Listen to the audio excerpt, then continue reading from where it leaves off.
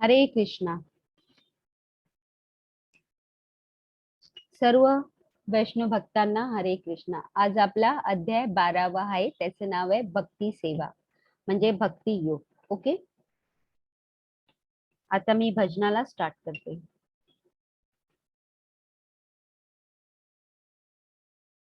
ओम नमो भगवते वासुदेवाय. ओम नमो भगवते वासुदेवाय. ओम नमो भगवते वासुदेवाय. अपनी वाणी में अमृत घोल, अपनी वाणी में अमृत घोल, ओ रसीना राधे राधे बोल, ओ रसीना राधे राधे बोल. ये बोल बड़े अनमोल, ये बोल बड़े अनमोल, ओ रसीना राधे राधे बोल, ओ रसीना राधे राधे बोल.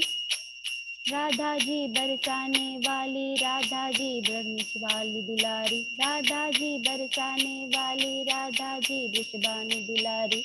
दो अक्षर आधार जगत के, दो अक्षर आधार जगत के, ये अक्षर है अनमोल, ओ रसना राधे राधे बोल, ओ रसना राधे राधे बोल, ओ रसना राधे राधे बोल. अपनी वाणी में अमृत घोल, अपनी वाणी में अमृत घोल, ओ रसीना राधे राधे बोल, ओ रसीना राधे राधे बोल. राधा जी महाराज रचाए, राधा जी नंदलाल नचाए, राधा जी महाराज रचावे, राधा जी नंदलाल नचावे. इस छवि को भर के नयन में, इस छवि को भर कर नयन में, अंतर के पट खोल, ओ रसीना राधे राधे बोल, ओ रसीना राधे राधे बोल. अपनी वाणी में अमृत घोल, अपनी वाणी में अमृत घोल, ओ रसीना राधे राधे बोल, ओ रसीना राधे राधे बोल. बिना राधा नहीं सजे बिहारी, बिना राधा नहीं मिले बनवारी, बिना राधा नहीं सजे बिहारी, बिना राधा नहीं मिले बनवारी. इनके चरण पकड़ ले नादा, इनके पर चरण पकड़ ले नादा, भटकना दर दर डोल, ओ रसना राधे राधे बोल, ओ रसना राधे राधे बोल. अपनी वाणी में अमृत घोल, अपनी वाणी में अमृत घोल, ओ रसना राधे राधे बोल, ओ रसना राधे राधे बोल. अपनी वाणी में अमृत घोल, अपनी वाणी में अमृत घोल, ओ रसना राधे राधे बोल, ओ रसना राधे राधे बोल. ये बोल बड़े अनमोल, ये बोल बड़े अनमोल, ओ रसना राधे राधे बोल, ओ रसना राधे राधे बोल, ओ रसना राधे राधे बोल. हरे कृष्णा हरे कृष्णा हरे कृष्णा. ओम नमो भगवते वासुदेवाय. ओम नमो भगवते वासुदेवाय. ओम नमो भगवते वासुदेवाय. ओम अज्ञानतिमिरान्धस्य ज्ञानाञ्जनशलाकया चक्षुरुन्मिलितं तस्मै श्रीगुरुवे नमः. नमो ओम विष्णुपदाय कृष्णपृष्ठाय भूतले श्रीमती भक्ति वेदांत स्वामी इति नमिने. नमस्ते सरस्वती देवे गौरवाणी प्रचारिणे निर्विशेष शून्यवादी पाश्चात्य देशतारिणे. जय श्री कृष्ण चैतन्य प्रभु नित्यानंदा, श्री अद्वैत गदाधर शिवासंति गौर भक्तवृंदा. हरे कृष्णा कृष्णा कृष्णा हरे हरे, हरे रामा रामा रामा हरे हरे.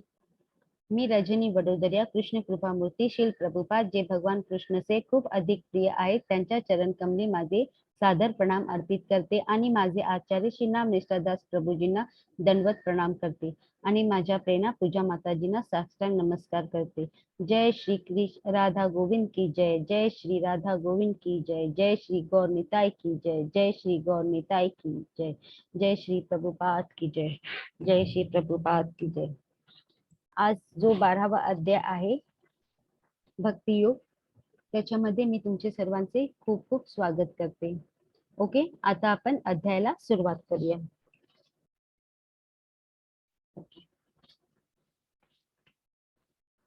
त्याच्या अगोदर आपण थोडीशी उजळणी घेऊया. ठीक आहे. भक्तीसाठी श्री प्रभुपाद की जय,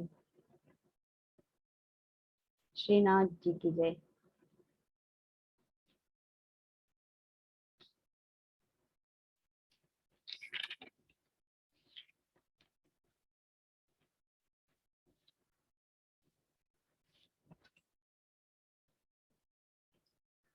कालचा आपण कोणता अध्याय होता? कालचा होता विश्वरूप दर्शन योग, म्हणजे वैश्विक रूप पाहण्याचे योग. त्याच्यामध्ये हे काय होते, हे आपल्याला प्रश्न होते 6. ओके, त्याच्यामध्ये पहिलं काय होतं की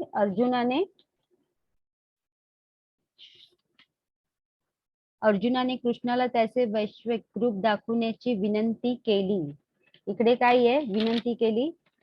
अर्जुनांची पहिले 2 होते आणि तसेच कृष्णाचे सुद्धा काय होते, 2 प्रश्न हे होते, उत्तर होती की अर्जुनाने का कृष्णाला सांगितले की तुम्ही तुमचे विश्वरूप दाखवा. तर त्याच्या मागे 2 कारण होती की एक म्हणजे लोकांना विश्वास बसावा की कृष्णच हे खरे भगवान आहे आणि फ्युचर मध्ये दुसरे कोणीही दावा करू नये की तो भगवान आहे यासाठी. आणि जे कृष्ण आहेत त्यांनी सुद्धा का आपले विश्वरूप दाखवले, त्याच्या मागे 2 कारण होती. म्हणजे कृष्ण भक्तांच्या बाबतीत कसे होते, भक्त वात्सल्य होते, म्हणजे ते त्यांचे पितातुल्य सारखे होते. भक्तांनी कोणतीही गोष्ट जरी लगेच मागितली की ते लगेच पूर्ण करायचे, कारण ते त्यांचे कोण होते, अनंत भक्त होते. अनंत भक्तांसाठी तर ते दास म्हणून सुद्धा काम केलेले आहे कृष्णाने.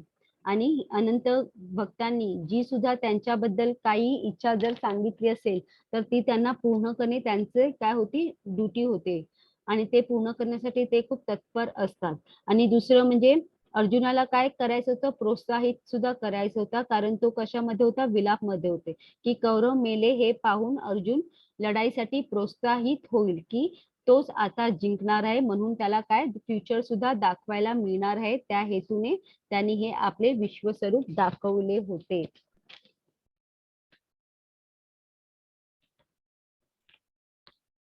दुसरं काय लिहिलंय की वैष्णव भगवान श्रीकृष्ण यांचे वैश्विक रूपाचे वर्णन करतात. ते कसे वर्णन करतात, कृष्ण का विश्वरूप फक्त भक्तांसाठी प्रकट व अप्रकट, म्हणजे भक्तांसाठी कसं असतं, प्रकट असतं, पण अभक्तांसाठी ते अप्रकट असतं. पण भक्त विश्वरूप बघण्यासाठी इच्छुक नसतात, पण अर्जुनने विनंती केली म्हणून कृष्ण विश्वरूप प्रकट करत आहेत. कृष्ण अर्जुन शक्ती प्रदान करत आहे, म्हणजे कृष्ण अर्जुनाला शक्ती प्रदान करत आहे. त्यामुळे अर्जुन काय, ते भूत वर्तमान आणि भविष्य ते जाणू शकतो, पाहू शकतो. आणि ते सुद्धा एका स्थानावर बसून पूर्ण विश्व बघायला, म्हणजे तो एका रथवरती बसून अर्जुन काय पूर्ण पाहत आहे. त्या पद्धतीने कृष्णाने त्याला पूर्ण शक्ती दिलेली आहे, दिव्य दृष्टी सुद्धा बरोबर दिलेली आहे विराट रूप बघण्यासाठी. आणि तिसरं काही आहे की वैष्णव जे आहे त्याचे स्वरूपाचे दर्शन, म्हणजे अर्जुनाचे वैश्विक स्वरूपाचे दर्शन काय आहे, अर्जुनाने त्या विश्व रूपात काय काय पाहिले, अमर्यादा तोंड पाहिले, अमर्यादा डोळे पाहिले, अमर्यादात अद्भुत असे दर्शन पाहिले. हे रूप अनेक दिव्य अलंकारांनी सजलेले होते आणि अनेक देवी शास्त्र होती. त्याने स्वर्गीय माला आणि वस्तू परिधान केलेले होते. त्यांच्या शरीरावर अनेक दिव्य सुगंध पसरलेले होते. असे अद्भुत तेजस्वी अमर्यादित सर्व विस्तार होता त्या विश्व स्वरूपामध्ये.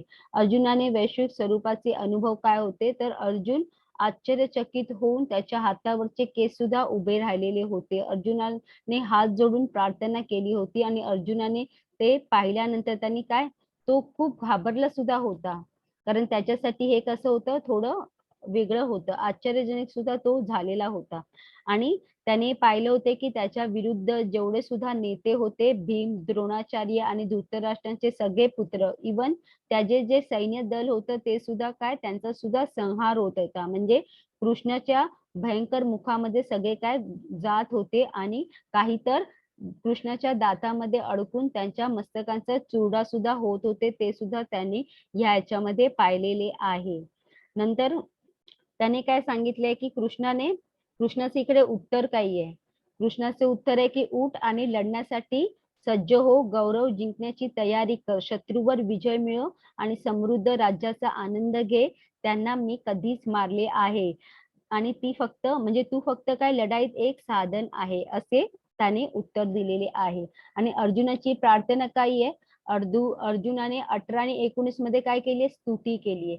आणि बाकीच्या याच्यामध्ये त्यांनी काय केली आहे, ते गुणगान करून सुद्धा प्रार्थना केली. आणि त्याच्यानंतरचे होते त्याच्यामध्ये त्यांनी काय केली, क्षमा याचना सुद्धा केलेली आहे की मी एक मित्र म्हणून तुमच्याशी कसा वागलो आहे त्याच्याबद्दल त्याने क्षमा याचना सुद्धा केलेली आहे. अर्जुनला पाण्यासाठी शुद्ध भक्त्यांची आवश्यकता होती, तर इकडे काय लिहिले, अनंत भक्तीतून आपण कृष्णाला पाहू शकतो. निष्काम कर्म करून कृष्णाला लक्ष बनवून सर्व प्राणी जीवांवरती प्रेम करून कृष्णाची प्राप्ती करू शकतो. हे इकडे सांगितलेले आहे. हे कालचं काय होतं, रिकॅप होतं, आपण ते आता केलेले. आता आपल्याला पुढे जो 12वा अध्याय आहे भक्तियोग, त्याच्यामध्ये आपल्याला फक्त अव्यक्त निर्विशेष भक्तांवरती भक्ती, निर्विशेष ब्रह्मावरती भक्ती, आणि दुसरे भक्ती मार्गातील टप्पे, आणि तिसरा आहे कृष्णाला प्रिय असलेले गुण. हे आता याच्यामध्ये अध्यायामध्ये आपण काय पाहणार आहोत. ओके, हरे कृष्ण माताजी. 12.1. हा, हरे कृष्ण. अर्जुन उवाच एवं सततयुक्ता ये भक्तास्त्वां पर्युपासते ये चाप्य अक्षरम् अव्यक्तं तेषां के योगवित्तमः. अर्जुनाने विचारले, कोणते अधिक परिपूर्ण मानले जाते, जे तुमच्या भक्ती सेवेत योग्यरित्या व्यस्त आहेत किंवा जे अव्यक्त ब्रह्माची पूजा करतात ते अव्यक्त आहेत. हरे कृष्णा. धन्यवाद माताजी. याच्यामध्ये काय लिहिलेलं की अर्जुनाने विचारले की कोणते अधिक परिपूर्ण मानले जाते, जी तुमची भक्ती सेवेत योग्यरित्या व्यस्त आहेत किंवा जे अव्यक्त आहे. म्हणजे अव्यक्त म्हणजे जे व्यक्त झालेले नाही अशी ब्रह्माची पूजा करतात ते. म्हणजे या दोघांबद्दल कोणती पूजा सर्वात श्रेष्ठ आहे, असा अर्जुनाचा प्रश्न आहे. आता मी तुम्हाला काही दाखवते म्हणजे तुम्हाला कळेल. याच्यामध्ये काय सांगितलंय बघा, हे जे आध्यात्मिकांचे 2 श्रेणी आहेत. किती श्रेणी आहेत, 2 श्रेणी आहेत. आणि काल आपण काय पाहिलेलं, काल आपण श्रीकृष्ण जे विस्तार रूप पाहिलं, त्याच्यामध्ये मी तुम्हाला सांगितले की अर्जुना बरोबर जे रथामध्ये होते ते कोण होते, ते 2 हात असलेले श्यामसुंदर रूप होते. ओके. आणि दुसरं, नंतर अर्जुनाने स्वतःचे 4 हात असलेले याने विष्णू रूप धारण केले आणि त्याच्यानंतर त्यांनी त्या विष्णूचा एवढा प्रसार केला, एवढा म्हणजे प्रसार, आपल्या जो शक्ती त्याच्यामध्ये जेवढे वेगवेगळी शक्ती म्हणजे वेगवेगळे देव ते काय झाले त्यांच्या बरोबर त्या शक्तीमध्ये होते. बरोबर. असं म्हणजे ती जी ब्रह्म होती ती, त्याची आपण पूजा करू शकतो का? ते ब्रह्मस्वरूप म्हणजे कसं होतं, अगणित होतं. त्याच्यामध्ये एवढं होतं की ते पाहण्यासाठी सुद्धा अर्जुनाला काय घ्यावे लागले, दिव्य चक्षु घ्यावे लागले. आणि ते सुद्धा कृष्णाने दिले तेव्हा तो पाहू शकला. पण आपण कोणीही त्यांची भक्ती करू शकत नाही. बरोबर आहे. कारण आपण त्यांना पूजू शकत नाही ना, कारण ते कसं होते, भयंकर होतं, ते अक्राळ विक्राळ होतं. म्हणून म्हणून आपण ब्रह्मामध्ये त्यांची पूजा करू शकत नाही. आणि इकडे काय दिले, जे निर्वेशवादी आहेत ते कशाची पूजा करतात, त्या ब्रह्माची पूजा करतात. ओके. म्हणजे काय आहे, ते शून्याची पूजा करतात, हे इकडे दाखवलेले आहेत. आणि दुसरे काय आहे, एक पायरी आहे निर्वेशवादीची ज्याच्यातून ज्ञान भेटतं, आणि दुसरी आहे सदुनवादी, त्याच्यामध्ये फक्त आणि फक्त भक्ती मिळते. आता इकडे ज्ञान कसं भेटतं, ज्ञान ह्याच्यासाठी भेटतं कारण जेव्हा कोणतीही व्यक्ती ध्यानस्थ राहते आणि पूर्णपणे शून्यामध्ये जो निराकार आहे म्हणजे जो याच्यावरती आपलं केंद्रित करते, ध्यान पूर्णच्या पूर्ण केंद्रित करते, तेव्हा विचार कसे होऊन जातात, हळूहळू हळू विचार शून्य होऊन जातात. आणि जेव्हा विचार शून्य होतात तेव्हा काय आहे, ज्ञान असं ते स्वतःहूनच ते आत्मसात होतं. असं योगाची हे आहे, म्हणजे तो अभ्यास आहे. आणि म्हणून इकडे काय लिहिलेलं आहे की त्याच्यामध्ये निर्वेशवादी जे करतात ते ज्ञान योग करतात, आणि सगुणवादी ते काय करतात, ते जास्त जास्त एक काय म्हणजे लाकडापासून बनलेली जी असतात ना देवाची मूर्ती, किंवा पत्थरापासून बनलेली असते ती, या इमेज कोणतेही, त्याला काय करतं, कृष्णाचं हे समजतो, म्हणजे रूप समजतो, आणि ते आणि त्याची पूजा करतो. म्हणजे हे त्यांच्या आस्थाची पूजा आहे, ती त्यांची भाव अर्पण करून श्रद्धेने पूजा करतात. म्हणजे इकडे काय ते समजतात की ही गोष्ट कृष्ण आहे, आणि त्याच्यामध्ये आपले भाव अर्पण करतात, आणि भाव अर्पण करून त्या श्रद्धेने ते त्याची पूजा करतात. हे काय होतं, सरळ विधी झालेली आहे. पण जेव्हा हे निर्वेशवादी जेव्हा करतात की ते ध्यान करतात, आणि मग शून्यावर ध्यान करतात, आणि मग तो जो ब्रह्म आहे त्याला जो प्रकाश आहे, तिकडे कुठेही काहीही पिक्चर नसतं, फक्त एक असं की कुठे ध्यान करायचे ते त्यांना कळत नाही. आणि त्याच्यामध्ये कसं असतं प्रणाली, म्हणजे अभ्यास कसा असतो की श्वास घेणे, श्वास सोडणे, स्थिर बसणे, प्रत्येक वेळी पुढे पुढे त्यांचा योगाची जी असते ना प्रणाली, ती सुद्धा पुढे पुढे कठीण होत जाते. म्हणजे सर्वसाधारण सगळेजण ती गोष्ट करू शकत नाही. म्हणून ती कशी आहे, निर्वेशवादीची जी हे प्रणाली, त्याला काय म्हटलं जातं, थोडं कठीण फार आहे, की त्याच्यामध्ये प्रत्येक जण करू शकत नाही. पण आपण जे सगुणवादी आहेत ती लोक, एक मूर्ती जी लाकडाची असू दे, किंवा स्टोनची असू दे, किंवा कोणतंही देवाचं पिक्चर असू दे, आपण काय करतो, ते पिक्चर काय करतो आपण क्रिएट, देवाची पूजा करतो, आणि सरळ सरळ त्याच्यामध्ये भाव अर्पण करतो, श्रद्धा अर्पण करतो, विश्वास ठेवतो, आणि पूजे पाठ करायला सुरुवात करतो. तर इकडे काय सांगितले, ही जी पूजा आहे ती सरळ पूजा आहे, आणि ही जी पूजा आहे ती प्रत्येकांसाठी होऊ शकत नाही. याच्यामध्ये दोन असे वेगवेगळे आहेत. आता इकडे काय सांगितले, जी सगुणवादी असतात ना, ती म्हणजे फॉर एक्झाम्पल, जसं जी बिल्ली असते म्हणजे मांजर असते, ती हुंदराला दातामध्ये पकडते आणि खाते, बरोबर आहे, कारण पण तीच आपल्या पिल्लाला कशी पकडते, खूप अलगद, कारण तिला माहितीये की ते त्याचं काय आहे, वासरू आहे, ते तिचं बच्चा आहे, म्हणून ती खूप छान पद्धतीने पकडते. म्हणजे ही काय झाली, सरळ सोपी झाली. पण जे निर्वेशवादी असतात त्यांची पूजा पाठचा हा फॉर एक्झाम्पल आहे. कसं दिलेलं आहे की जशी एक मंकीचं पिल्लू आहे, ते खूप छोटं, आताच त्याचा जन्म झालेला आहे, आणि ते पकडतंय, ते स्वतःच्या शक्ती लावून आपल्या मंकी आईला पकडतंय. इकडे कुठे सुद्धा मंकी आई आपल्या बाळाला पकडतीये का? म्हणजे तसं होत नाही. म्हणजे ते, आणि जेव्हा ती मंकी आई एका झाडातून दुसऱ्या झाडावरती जाते, तर कधी कधी भीती सुद्धा असते ना, त्या जर बाळामध्ये एवढी शक्ती नसेल, पकडण्याची ताकद नसेल, तर तो खाली पडून इजा सुद्धा होऊ शकतो, किंवा काही होऊ शकतं. अशा पद्धतीने म्हणजे ही जी निर्वेदवादीशांची जी पूजा असते ना, ती ह्या पद्धतीमध्ये मोडली जाते, आणि जे सगुणवादी असतात त्यांची पूजा यामध्ये मोडली जाते. असं म्हणून इकडे काय केलेलं आहे की ही पूजा बरोबर आहे, आणि ही पूजा काही आहे बरोबर नाही, असं इकडे सांगितलेलं आहे. कृष्ण इकडे बोलत आहे. म्हणजे एक अव्यक्त पूजा आहे, आणि एक व्यक्त पूजा आहे. की व्यक्त म्हणजे कृष्णाला धरलेला आहे, की हा कृष्णाचं इमॅजिन केलंय की हे पिक्चर आहे, आणि आपल्याला या पिक्चराची पूजा करायची आहे, त्याच्यामध्ये भाव क्रिएट करायचे. आणि आपण तर या भगवद्गीतेमध्ये काय वाचलेलं आहे की श्रीकृष्ण कणाकणामध्ये आहे, म्हणजे त्या चे जे बनवलेलं असतं त्याच्यामध्ये सुद्धा श्रीकृष्णाचं आहे अस्तित्व, आणि प्लस कोणतंही, किंवा तो स्टोन त्याचं सुद्धा इमेज त्याच्यामध्ये सुद्धा आपण हेच भगवद्गीतेमध्ये काय करत आहे, वाचत आहोत. ओके, म्हणजे इकडे हे सांगण्यात आलेलं आहे. हरे कृष्ण माताजी. हरे कृष्ण.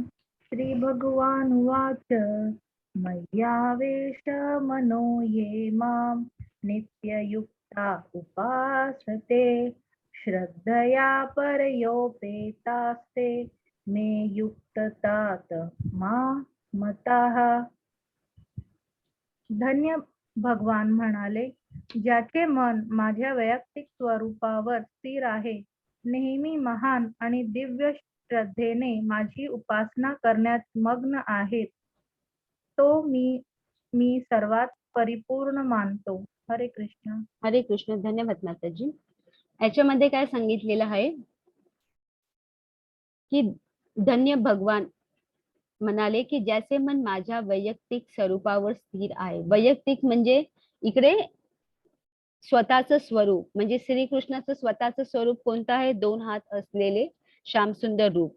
आणि श्रीकृष्णाने सांगितलं की ब्रह्मरूपामध्ये तुम्ही जे निरांकर आहे त्याच्यामध्ये पूजा करणे तुमच्यासाठी थोडं काही कठीण आहे, पण जे 4 हात आहे त्यांची सुद्धा पूजा करू शकतात. पण त्यापेक्षा बेटर म्हणजे तुम्ही माझी जी अंगाची शक्ती आहे त्याच्यामध्ये करू शकता. कारण मी जेव्हा जेव्हा या धर्तीवरती येतो तेव्हा तेव्हा मी 2 हात असलेला श्यामसुंदर रूप या पद्धतीने येतो. तर तुम्ही त्याची पूजा करा, म्हणजे ती पूजा माझ्यापर्यंत पोहोचली जाते. अर्जुनाच्या प्रश्नाचे उत्तर म्हणजे इकडे सांगितले आहे की वैयक्तिक स्वरूपामध्ये देवानी सांगितलंय की माझ्या याच्यावरती लक्ष केंद्रित करा, म्हणजे श्रीकृष्णाच्या रूपावरतीच आपल्याला उपासना करायची आहे, श्रद्धा ठेवायची आणि त्याप्रमाणेच आपण मग्न होऊन काय करायचे? ती पूजा करायची आहे. ओके. हरे कृष्ण. हरे कृष्ण माताजी. हरे कृष्ण. परंतु जे सर्व इंद्रियांचे संयम करून आणि सर्वांच्या ठायी समबुद्धी ठेवून अव्यक्त, इंद्रियातीत, सर्वव्यापी, अचिंत्य, अविकारी, स्थिर आणि अचल अशा परम सत्याच्या निर्विशेष रूपाची पूर्ण उपासना करतात, ते सर्वांच्या हितार्थ संलग्न होऊन शेवटी माझीच प्राप्ती करतात. हरे कृष्ण. हरे कृष्ण. बघा इकडे सांगितलंय, परंतु जे सर्व इंद्रियाचे संयमन करून आणि सर्वांच्या ठायी समबुद्धी ठेवून अव्यक्त, इंद्रियातील सर्व व्यापी, अचित्य म्हणजे अनथिंकेबल, अविकारी, स्थिर आणि अचल अशा परम सत्याच्या निर्विशेष रूपाची पूर्ण उपासना करतात, ते सर्वांच्या हितार्थ संलग्न होऊन शेवटी माझीच प्राप्त करतात. म्हणजे हे जे करतात योग, ते शेवटी कृष्णापर्यंतच जाते सोपली. म्हणजे कोणीही कितीही कशाही पद्धतीने आपण वेगवेगळ्या देवांची जरी प्रार्थना केली तर ती सुद्धा काय होते? श्रीकृष्णाकडे जाते. म्हणजे इनडायरेक्टली ती कोणाकडे जाते? श्रीकृष्णाकडे. पण इकडे सुद्धा श्रीकृष्णाने तेच सांगितले की ह्याच्यामध्ये तुम्ही जे जे करता ते सुद्धा माझ्याकडे जाते. फक्त एवढं फरक काय असतो माहितीये याच्यामध्ये? कारण माणूस याच्यामध्ये इन्क्लूड भक्ती करत नाही. हा याच्यामध्ये फक्त जे ज्ञान आहे ना ते प्राप्त होते, म्हणजे तो ज्ञान योगी बनतो. पण जेव्हा प्लस ज्ञान योगी ही काय आहे? देवाची एक पायरी आहे. देवाची भक्तीची पायरी असल्या कारणाने तो डायरेक्ट त्या जन्मामध्ये जात नाही. तो जास्तीत जास्त 95 पर्यंत पोहोचतो आणि पुढे त्याला परत एक जन्म घ्यावा लागतो आणि त्या जन्मामध्ये तो परत देवाशी कनेक्ट होऊन तो डायरेक्ट म्हणजे देवाकडे मोक्ष होतो. हे इकडे सांगण्यात आलेले आहे.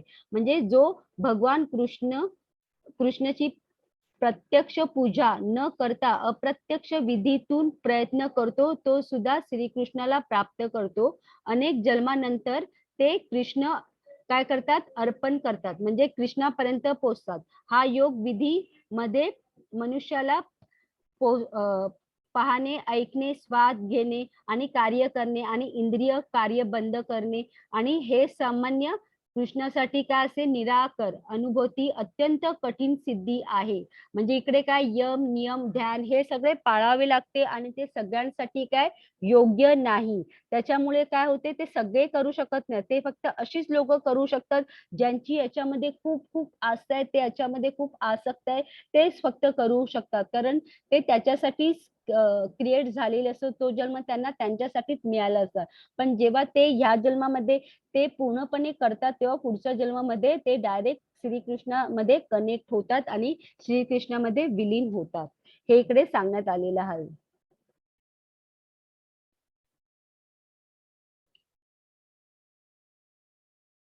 हरे कृष्णा. हरे कृष्ण. माताजी. हा बोला. कर्तस्य तेषाम् अव्यक्तासक्तचेतसाम् अव्यक्ता हि गतिर्दुःखम् देहावबधिरव्याप्यते. ज्याचे मन परम सत्याच्या अव्यक्त निर्वेश स्वरूपामध्ये आसक्त झालेले आहे, त्यांना प्रगती करणे अतिशय क्लेशदायक आहे. त्या मार्गात प्रगती करणे हे देहधारी जीवांसाठी नेहमीच अतिशय दुष्कर असते. हरे कृष्ण. हरे कृष्ण. धन्यवाद माताजी. इकडे काय सांगितलंय, जो परमेश्वराच्या अनथिंकेबल, अव्यक्त, निराकार स्वरूपाचे यशाने म्हणजे पथाने अनुसरण करतात ते ज्ञान योगी असतात. आता मी तुम्हाला सांगितले ना की ते ज्ञानाने सगळं काय करतात, आत्मसात करतात. म्हणजे ते डायरेक्ट ब्रह्माशी कनेक्ट होऊन त्यांना फक्त ज्ञान मिळतं, म्हणून ते ज्ञानयोगी बनतात. पण जो व्यक्ती भगवानच्या भक्तीमध्ये रत असतो त्याला काय बोलतात, भक्त योगी म्हणतात. पण योग मध्ये काही आहे, अव्यक्त, म्हणजे जे याच्यामध्ये जे लागतात, म्हणजे ध्यानस्थ राहतात त्यांच्यासाठी मध्ये अव्यक्त स्वरूप समजणे खूप, त्याच्यामध्ये स्वरूपाला समजणे खूप कठीण असतं आणि त्या ध्यानामध्ये जावे लागते. निराकरवादी लोकांना दीर्घ अभ्यास करावा लागतो. अव्यक्त विषय काय करा वर एकाग्रता ची विधीमध्ये सुद्धा इंद्रियांना नियंत्रित करून खूप काही काही कठीण असा अभ्यास त्यामध्ये करावा लागतो. म्हणून ही विधी काय आहे, एकदम दुष्कर आहे असे श्रीकृष्ण बोलत आहेत. हरे कृष्ण. हरे कृष्ण माताजी. ये तु सर्वाणि कर्माणि मयि सन्न्यस्य मत्पराः अनन्येनैव योगेन मां ध्यायन्त उपासते तेषामहं धर्तो मृत्यु संसार सागरात् भवामि न चिरात् पार्थ मय्या अवेशिचित चेतसाम. परंतु जे माझे पूजन करतात, जे आपली सर्व कर्मे मला अर्पण करतात आणि अनन्य भावाने भक्ती करीत माझी उपासना करतात, माझ्या ठायी मन स्थिर करून भक्तीमध्ये संलग्न होतात व माझेच ध्यान करीत असतात, त्यांच्या हे पार्थो मी जन्म मृत्यू रूपी संसार सागरातून त्वरित उद्धार करतो. हरे कृष्ण. हरे कृष्णा. धन्यवाद माताजी. याच्यामध्ये काय सांगितलंय की जीवांचे कर्तव्य काय आहे, की भगवानची सेवा करणे हे त्याचे मेन कर्तव्य आहे, जेवढे सुद्धा जीवात्मा आहेत ना त्यांचे. पण जर त्यांनी ती सेवा केली नाही तर त्यांना कोणाची सेवा करावी लागेल, मायाची सेवा करावी लागेल. काल मी तुम्हाला सांगितली 2 माया देवी आहेत. एक माया देवी जी आपल्याला श्रीकृष्णाला विसरायला देत नाही, ती कोणती आहे, ती योग माया देवी. आणि दुसरी आहे जी कृष्णाकडे जायला देत नाही, ती कोणती आहे, महामाया देवी आहे. या कृष्णाच्याच काय आहेत, शक्ती आहे. म्हणून आपल्याला डिसाइड करायचं आहे की आपण जर देवाचं स्मरण करून कोणतीही कार्य केले नाही तर आपल्याला काय होईल, आपण कुठे जाऊ शकतो, आपल्याला दुसरी सेवा करावी लागेल, ती सुद्धा मायेची, म्हणजे महामायाची सेवा करावी लागेल. म्हणजे कर्म फक्त कोणासाठी करायचे असते, कृष्णासाठी केले पाहिजे. तेच भक्तीचे काय आदर्श आहे. जीवनाचा उद्देश काय आहे, कृष्णाला प्रसन्न करायचा आहे. योग अभ्यास मध्ये आत्मा कोणत्याही लोकांकडे जाऊ शकतो, पण भक्तीमध्ये स्वतः भगवान आपल्या भक्तांना घेण्यासाठी येतात. इकडे दाखवले ना पिक्चर मध्ये की योग जे अभ्यासामध्ये डायरेक्ट वेगवेगळ्या लोकांमध्ये जावं लागतं, म्हणजे म्हणजे वेगवेगळे, कारण त्यांना डायरेक्ट भक्ती इन्क्लूड नसल्या कारणाने ते वेगवेगळ्या लोकांमध्ये जातात. पण इकडे काय आहे, इकडे देव स्वतः त्या भक्तांना, आपले अनंत भक्तांना घेण्यासाठी येतात. तो त्यांचा भार उचलण्यासाठी तत्पर असतात.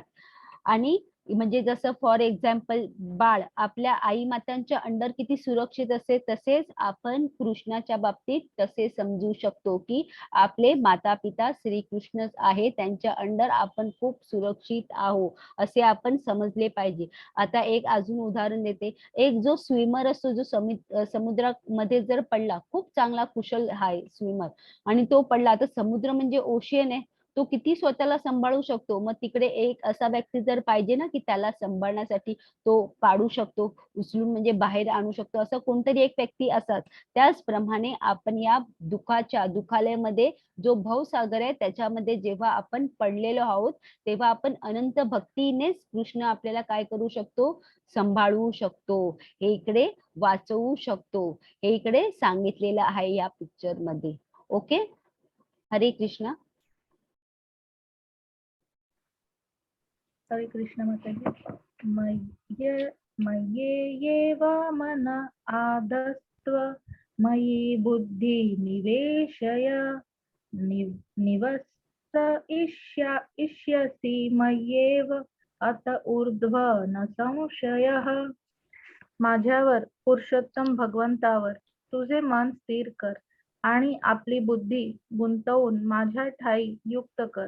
अशा रीतीने तू निसंदेह सदैव माझ्यामध्ये वास करशील. हरे कृष्ण. हरे कृष्ण. याच्यामध्ये काय लिहिलंय, अनंत भक्ती. अनंत भक्ती म्हणजे फक्त काय सांगितलं, फक्त परमेश्वर परमपुरुष भगवान वर आपले मन स्थिर करा आणि तुमची सर्व बुद्धी माझ्यावर गुंतवून ठेवा. अशा प्रकारे तुम्ही माझ्यापर्यंत निसंदेह पोहोचू शकाल. जो भगवान श्रीकृष्णाची भक्ती सेवेत गुंतलेला असतो तो परम भगवानची थेट संबंध ठेवतो. त्यामुळे त्यांचे स्थान अगदी म्हणजे सुरुवातीपासूनच अलौकिक आहे यात शंका नाही. फक्त भौतिक पातळीवर राहत नाही तर तो कृष्णात राहतो. आणि परमेश्वर आणि परमेश्वराचे पवित्र नाव वेगळे नाही. म्हणून जेव्हा भक्त हरे कृष्णाचा जाप करतो तेव्हा कृष्ण आणि त्याची अंतरंगा शक्ती भक्तांच्या जिभेवर नाचत असते. जेव्हा तो कृष्णाला अन्न अर्पण करतो तेव्हा कृष्ण थेट या खाण्याचे पदार्थ स्वीकारतात आणि भक्त अवशेष खाऊन काय बनतात, कृष्ण युक्त भक्त बनतो. हे इकडे सांगितलेले आहे. म्हणजे जो अनंत भक्त असतो तो कशा प्रकारे आपला व्यभिचार ठेवतो, त्याने कसा ठेवला पाहिजे, म्हणजे पहिलं म्हणजे त्याने स्वतःबद्दल कसं मत असलं पाहिजे, तो एक निर्मळ त्याची भावना असली पाहिजे, सरळ मन असलं पाहिजे, त्याच्यामध्ये थोडीशी सुद्धा अहंकार असला नाही पाहिजे आणि त्याने हे ज्ञान ग्रहत धरले पाहिजे की तो शरीर नाही, तो आत्मा आहे. आणि त्याच्यामध्ये सगळ्या गोष्टी कशा असल्या पाहिजे की त्याला कोणत्याही गोष्टीचा ह्या सगळ्या गोष्टीपासून तो मुक्त पाहिजे. कोणत्या गोष्टी, तर आनंद, दुःख, जीत हार, नफा तोटा, विजय पराजय, या सगळ्यांपासून तो कसा असला पाहिजे, अलिप्त असला पाहिजे. आणि त्याचाच जो अनंत भक्त असतो तो दुसऱ्यांसारखा म्हणजे दुसऱ्यांकडे कशा भावनेने बघतो, तर ईर्ष्या रहित.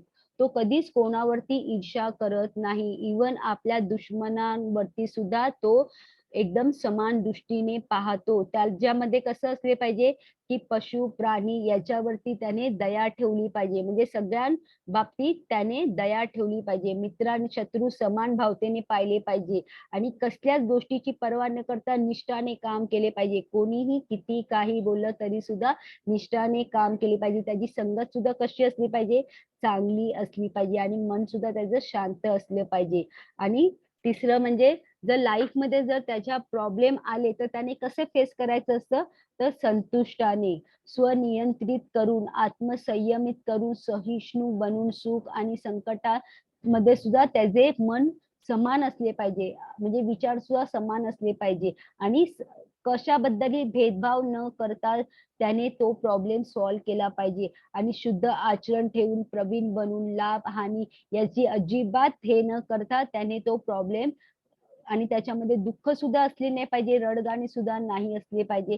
म्हणजे अशा पद्धतीने एक अनंत भक्त असतो, त्याचे तेवढे भाव असतात.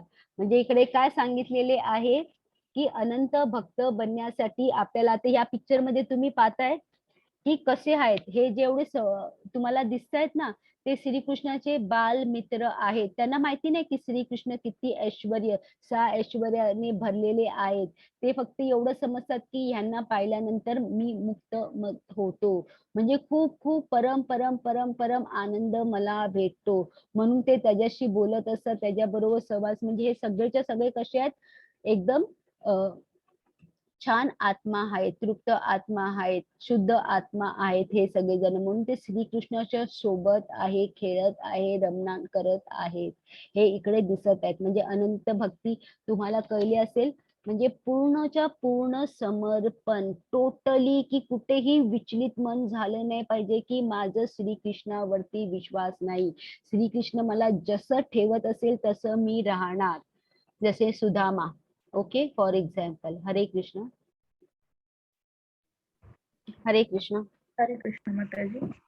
अत्र चित्तं समाधातुं न शक्नोषि मयि स्थिरम् अभ्यासयोगेन ततो माम इच्छाप्तुं धनंजय. हे धनंजय, जर तू आपले मन निश्चलत्वाने माझ्या ठायी स्थिर करण्यात असमर्थ असशील तर भक्तियोगाच्या नियामक तत्वाचे पालन कर. अशा रीतीने मला प्राप्त करण्याची इच्छा तू उत्पन्न कर व तुम्हाला पूर्ण सिद्धी प्राप्त होईल. हरे कृष्ण.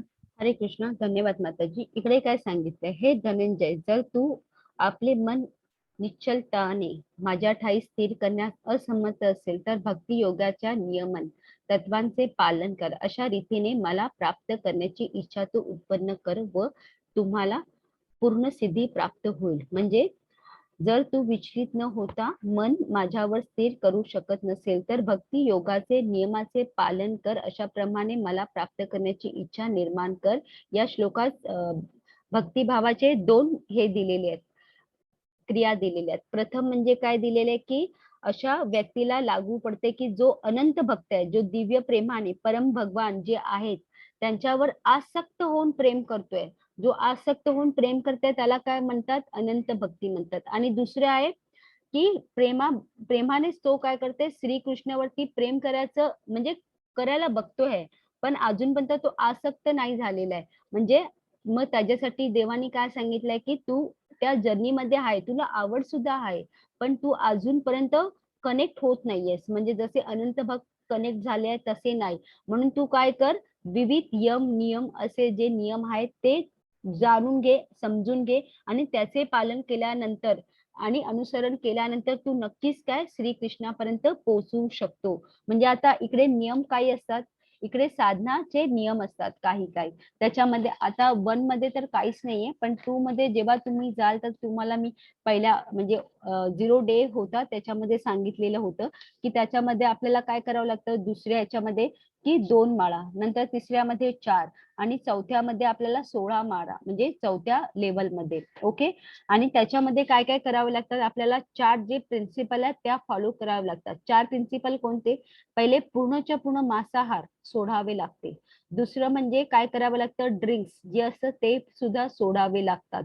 म्हणजे ड्रिंक्स, सिगरेट ह्या सगळे जेवढे सुद्धा नशेले पदार्थ असतात, इवन चहा आणि कॉफी सुद्धा काय म्हटलेलं आहे, नशा आहे असे म्हटले जाते. अनैतिक संबंध सुद्धा सोडावे लागतात.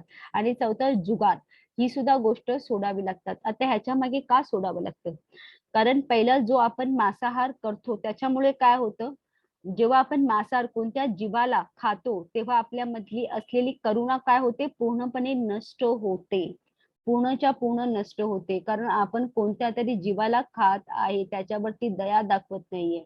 ओके. आणि तिसरं, जेव्हा आपण ड्रिंक्स पितो, सिगरेट पितो, चहा आणि असे जे नशाले पदार्थ आपण पितो तेव्हा आपली वाणी सुद्धा चांगली राहत नाही आणि प्लस बुद्धी, मन, वाणी हे काय होते, दूषित होते, ते सुद्धा नष्ट होते. म्हणून या गोष्टी, कारण या गोष्टी कशा आपल्याला टेम्पररी काय आनंद देतात, ते बुद्धीला थोडंफार मनाला काय करतात, रिझवतात, पण तो टेम्पररी आनंद असतो. पण त्या टेम्पररी आनंदामुळे बुद्धी आणि मन कसं होतं, दूषित होतं. आणि अनैतिक संबंध म्हणजे काय करतात, ते चरित्र अशुद्ध बनवतं. अनैतिक संबंध चरित्र अशुद्ध बनवतं आणि ते त्यातून पूर्णच्या पूर्ण आनंद निघून जातं. जेव्हा चरित्र आपलं अशुद्ध होतं तर आनंद सुद्धा त्या शरीरामध्ये राहत नाही. आणि चौथं म्हणजे जुगार. म्हणजे जुगार म्हणजे काय आहे, असत्यता, आचार आणि होनेस्टी पूर्णच्या पूर्ण तिकडनं म्हणजे सत्यता निघून जाते, आचार चांगले जे आचार आहे ते हॉनेस्टी सुद्धा निघून जाते म्हणून. आणि आपण जेव्हा बोलतो ना कांदा लसूण सुद्धा नाही खायचं, कारण त्याच्यामध्ये तमोगुण असतात. जेव्हा तमोगुण वाढतात तेव्हा आपली प्रवृत्ती ह्या गोष्टींमध्ये जास्त रुजते. आपल्याला वाटतं की कुठेतरी सिगरेट पिवावी, दारू पिवावी, ही नशा, म्हणजे ह्या प्रवृत्तीला ते काय करतात, श्रेय देतात. म्हणून कांदा लसूण तमोगुण वाढवतात, म्हणून ते सुद्धा खायचं नसतं. तर काय करायचं असतं आपल्याला, 16 माळा जप करायचं असतं. 16 माळा जप का करायला असतं, कारण कलियुगातले हे काय महामंत्र यज्ञ आहे, ते आपल्याला ह्या कलियुगातून मोक्ष प्रदान करू शकतं. म्हणून 16 माळा जे हरिनाम जप आहे ते करणे फार अत्यंत गरज आहे. त्याच्यामध्ये एकादशी व्रत येतं, तुळशी पूजा येते, आणि धामाला सुद्धा आपल्याला जायचे असते. म्हणजे आपण कधी कधी ह्या धामामध्ये जायचं, कधी त्या धामामध्ये दर्शन घेण्यासाठी जायचं, कारण ह्या गोष्टी आपल्याला काय करतात, अजून भक्त बनवण्यामध्ये प्रेरित करतात. आपल्याला आपलं जीवन पूर्णच्या पूर्ण सात्विक सुद्धा ठेवावं लागतं. अशा पद्धतीने आपले काय सगळ्या गोष्टी कराव्या लागतात. ह्या जे नियमावली आहेत त्यांना काय बोलतात, साधना भक्ती असे म्हटले जाते. ओके. हरे कृष्णा. म्हणजे ऍटलिस्ट हे करून तरी, म्हणजे आपण अनंत भक्त बनू शकत नाही, तर ऍटलिस्ट हे तरी करा, म्हणजे नियम पाळून तरी आपण श्रीकृष्णापर्यंत पोहोचू शकतो. ओके. हरे कृष्णा. हरे कृष्ण माताजी. हरे कृष्णा. अभ्यासे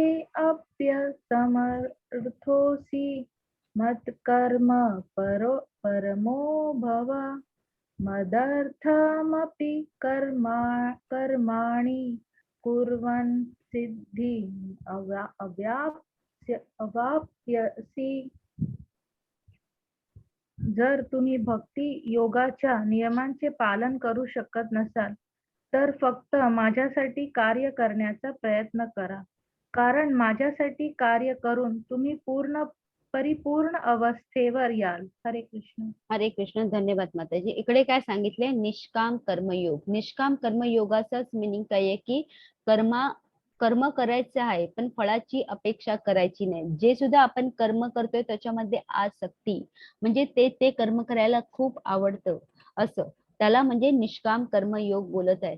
जर आपण एवढे साधना जे दाखवले जातात तुम्हाला योग, ते नियमावली मध्ये बांधलेले जातात, पण ते जर आपण करू शकत नाही, कारण आपल्याला 16 माळा कठीण होतात, सकाळी आपल्याला उठून प्रार्थनेमध्ये जावं लागेल, ते सुद्धा करू शकत नाही आपण, कारण 4:30ची प्रार्थना असते ना, ती सुद्धा आपण करू शकत नाही.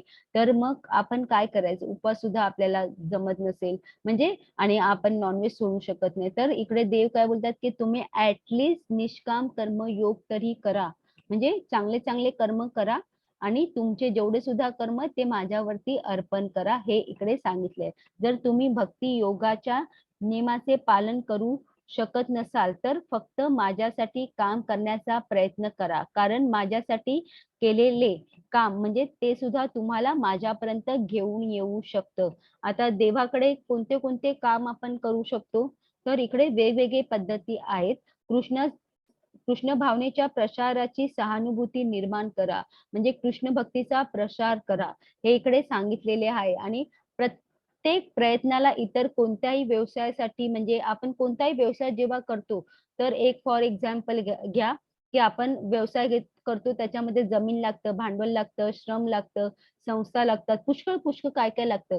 पण हे जेव्हा आपण करतो एका संस्थासाठी, तर तसेच आपण देवासाठी जेव्हा करतो, आता ही व्यक्ती काय करते, मंदिरासाठी काय करते, थोडंफार हातभार लावत आहे, त्याला कोणतं काम येत आहे, त्याला पीओपीचं काम येतोय, तो पीओपी म्हणजे असं आपण थोडं थोडं काम करू शकतो, म्हणजे मंदिर बांधू शकतो किंवा प्रकाश साधनामध्ये मदत करू शकतो, आणि छोटी छोटी अशी किती कामं असतात ज्याला आपण मदत करू शकतो विदाउट मनी. हे म्हणजे जेव्हा आपण काम करतो त्याच्यामध्ये आपण पैसे घेत नाही, कारण हे देवाची कामं झाली, हे इकडे म्हटल्यात आलेलं आहे. जर एखादी व्यक्ती त्यांच्या क्रियाकलापाच्या परिणामाचा त्याग करू शकत नसेल तर त्याच्या परिणामापैकी काही टक्के ती दान देऊ शकते, म्हणजे त्याग करू शकते. म्हणजे शास्त्रामध्ये कसं लिहिलेलं आहे की एक गृहस्थ व्यक्तीला आपल्या धनाचा, म्हणजे जो धन असतो ना त्याच्यातला 50% कृष्ण भावना मृत व्यक्तीला म्हणजे ऍटलिस्ट ब्राह्मण किंवा वैष्णवाला दान करावं लागतं आणि 25% आपल्या संबंधित म्हणजे जे इतर त्याचे जवळचे लोक आहेत त्यांना द्यावं लागतं आणि 25% जे निजी काळ खर्च म्हणजे त्यांना ते द्यावे लागतात म्हणजे स्वतःसाठी त्याला ठेवावे लागतात. हरे कृष्णा. प्लीज स्वतःला म्यूट करा. हरे कृष्णा. म्हणजे अशा प्रमाणे शास्त्रामध्ये लिहिलेले आहे की आपण गृहस्थ व्यक्तीने काय करायचं, जो धनाचा असतो त्याच्यामध्ये 50% कृष्ण भावनामृत व्यक्तीला म्हणजे ब्राह्मण किंवा वैष्णवाला दान करावं लागतं आणि 25% संबंधित जे आपले नातेवाईक जवळचे असतात त्यांना, जे इतर अशा लोकांना, आणि जे शेष 25% असतात ते आपल्या स्वतःसाठी, आपली जी आपत्ती निजी खर्चासाठी किंवा आपत्ती काळासाठी असू शकते त्याप्रमाणे आपण ते दान करू शकतो. म्हणजे कोणत्या ना कोणत्या छोट्या गोष्टीने आपण काय करू शकतो, कृष्ण सेवा करू शकतो, हे इकडे सांगण्यात आलेलं आहे. पण त्याच्यामध्ये काय फळाची अपेक्षा ठेवायची नाही. हरे कृष्णा. आता हरे कृष्ण माताजी. हरे कृष्ण. यद करोषि यद आशनासि यज यज यज जुहोषि दासी यत यत तपस्यासि कौन्तेय तदमद पुरुषवार्पणम.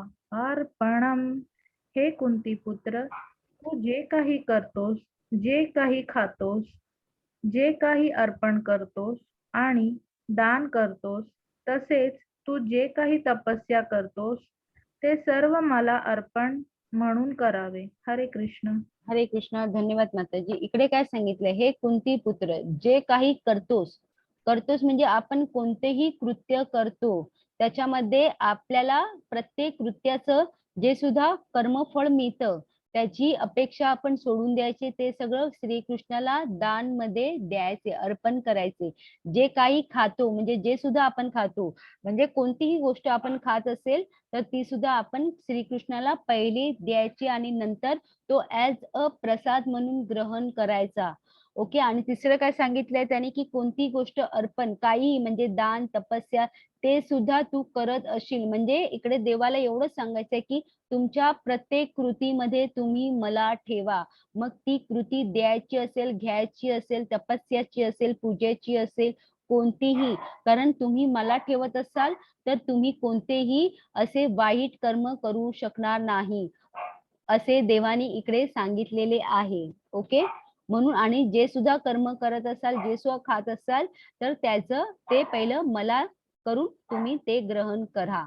इकडे देवानी म्हणजे श्रीकृष्णाने असे सांगितलेले. आता फॉर एक्झाम्पल इकडे काय दिलेली आहे, तुळशी माळा फक्त 200 रुपये, म्हणजे आपण एवढी छोटी छोटी काय करू शकतो, देवासाठी सेवा करू शकतो. पुष्प हे करू शकतो, राजभोग, म्हणजे एवढे जे छोट्या छोट्या पद्धतीने आपण देवाशी कनेक्ट होऊन देवाची सेवा करू शकतो, इकडे हे सांगितलेलं आहे. इकडे काय आहे, आता दानचा अर्थ काय आहे ऍक्च्युली, दान म्हणजे आपल्या वस्तूंवर अधिकार समाप्त करून दुसऱ्याचा अधिकार स्थापित करणे म्हणजे दान आहे.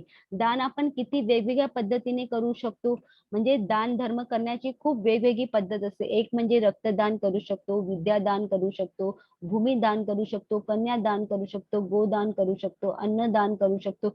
जरूरतमंद असतात त्या लोकांना आपण मदत करू शकतो. मंदिरात जे असतात त्यासाठी आपण मदत करू शकतो. दानपत्रांमध्ये आपण पैसे टाकून मदत करू शकतो. धार्मिक स्थळावरती जाऊन आपण वेगवेगळ्या लोकांना भोजन दान करू शकतो आणि औषध दान करू शकतो. जे मुनी आहेत, साधू आहेत, त्यांना सुद्धा उपकरण असतं ना त्यांचं जे साहित्य ते देऊन त्यांना दान करू शकतो. अभयदान, जर कोणाला आपण म्हणजे तो याच्यामध्ये मरणाच्या अवस्थेमध्ये असेल किंवा त्यांनी कोणती वाईट अवस्था केली असेल, म्हणजे वाईट गोष्ट करी असेल तर आपण त्याला अभयदान म्हणजे क्षमा करून अभयदान देऊ शकतो. तिल दान करू शकतो, जमीन दान करू शकतो, सुवर्ण दान करू शकतो. असे वेगवेगळे प्रकार आहेत, त्याच्या थ्रू सुद्धा आपण काय करू शकतो, दान धर्म करू शकतो. इकडे हे सांगितले आहे की छोट्याच्या छोट्या पद्धतीने तुम्ही कनेक्ट व्हा, असे देव इकडे बोलत आहेत. हरे कृष्ण. हरे कृष्ण माताजी बोला. अथैतद् अप्य अशक्तोऽसि कर्तुं उद्योग मा आश्रितः सर्वकर्म फलत्यागम तथा कुरु यतात्मवान. तथापि तू जर माझ्या भावनेने युक्त होऊन कर्म करण्यात असमर्थ असशील तर सर्व कर्मफलाचा त्याग करून कर्म करण्याचा आणि आत्मस्थिर होण्याचा प्रयत्न कर. हरे कृष्ण. हरे कृष्ण. धन्यवाद माताजी. तथापि जर तू माझ्या भावनेने युक्त होऊन कर्म करण्यास असमर्थ असेल तर तू सर्व कर्मफलांचा त्याग करून कर्म करण्याचा आणि आत्मस्थित होण्याचा प्रयत्न कर. आता इकडे देव काय बोलत आहे? इकडे देव बोलत आहे की तुम्ही अनंत भक्ती करू शकत नाही. It's okay. मग साधना भक्ती करा. चल, साधना भक्तीमध्ये हे नियम आहेत, रूल आहेत, रेग्युलेशन आहेत. ते सुद्धा तुम्ही करू शकत नसाल तर निष्काम सेवा करा. चला, तुम्हाला ते निष्काम जरी जमत नसेल तर ऍटलीस्ट सकाम कर्म करा. सकाम कर्म म्हणजे काय आहे? म्हणजे चांगली कार्य आहेत पण त्याच्यामध्ये आपण काय करत आहे की कर्मफळाची अपेक्षा ठेवत आहे. तर देव बोलतो की चल, ऍटलीस्ट तू इथे, म्हणजे ऍटलीस्ट तू कुठेतरी कर्म तरी करत आहे आणि अपेक्षा ठेवत ही गोष्ट ठीक आहे, पण तू ऍटलीस्ट चांगली कर्म तरी करत आहे. तू ह्या जन्मामध्ये एक स्टेप मध्ये आला, पुढच्या जन्मामध्ये तू निष्काम साठी तू येऊ शकतो. त्याच्या पुढच्या जन्मी तू साधनामध्ये येऊ शकतो आणि त्याच्या पुढच्या जन्मी तू अनंत भक्त बनू शकतो. कारण आध्यात्मिक जर्नी ही कशी असते, प्रत्येक वर्षा म्हणजे प्रत्येक जन्मी ही वेगवेगळ्या स्टेपची असते, हे इकडे सांगण्यात आलेलं आहे. आणि तथापि जर तुम्ही माझ्या या चैतन्यामध्ये कार्य करू शकत नसाल तर तुमच्या कार्याचे सर्व परिणाम सोडून कार्य करण्याचा प्रयत्न करा आणि आत्मस्थित होण्याचा प्रयत्न करा. म्हणजे असे असू शकते की कौटुंबिक किंवा धार्मिक विचारांमुळे किंवा इतर काही अडथळ्यांमुळे कृष्ण भावनांच्या क्रियाबद्दलची सहानुभूती दाखवण्यासाठी काही असमर्थ असतील तर एखाद्याला स्वतःच्या कृष्ण भावनेच्या क्रियेत थेट जोडले तर कुटुंबातील इतर सदस्य त्याच्यामध्ये काय करू शकतात, अपेक्षा म्हणजे हे करू शकतात, रोखू शकतात किंवा अडचणी आणू शकतात. तर तुम्ही काय करू शकता, तुम्ही थोडं थोडं स्वतःसाठी म्हणजे काहीतरी करून तुम्हाला जुळायचं आहे. तर इकडे ज्यांना अशा समस्या आहेत त्यांच्यासाठी असा सल्ला दिलाय की आपल्या क्रियाकल्पांच्या सचित परिणाम काही चांगल्या कारणासाठी त्याग करा. म्हणून इकडे देवाने सांगितलंय की तुम्ही वेगवेगळे प्रकारचे दान धर्म करू शकतात, त्याप्रमाणे तुम्ही करून माझ्यापर्यंत या.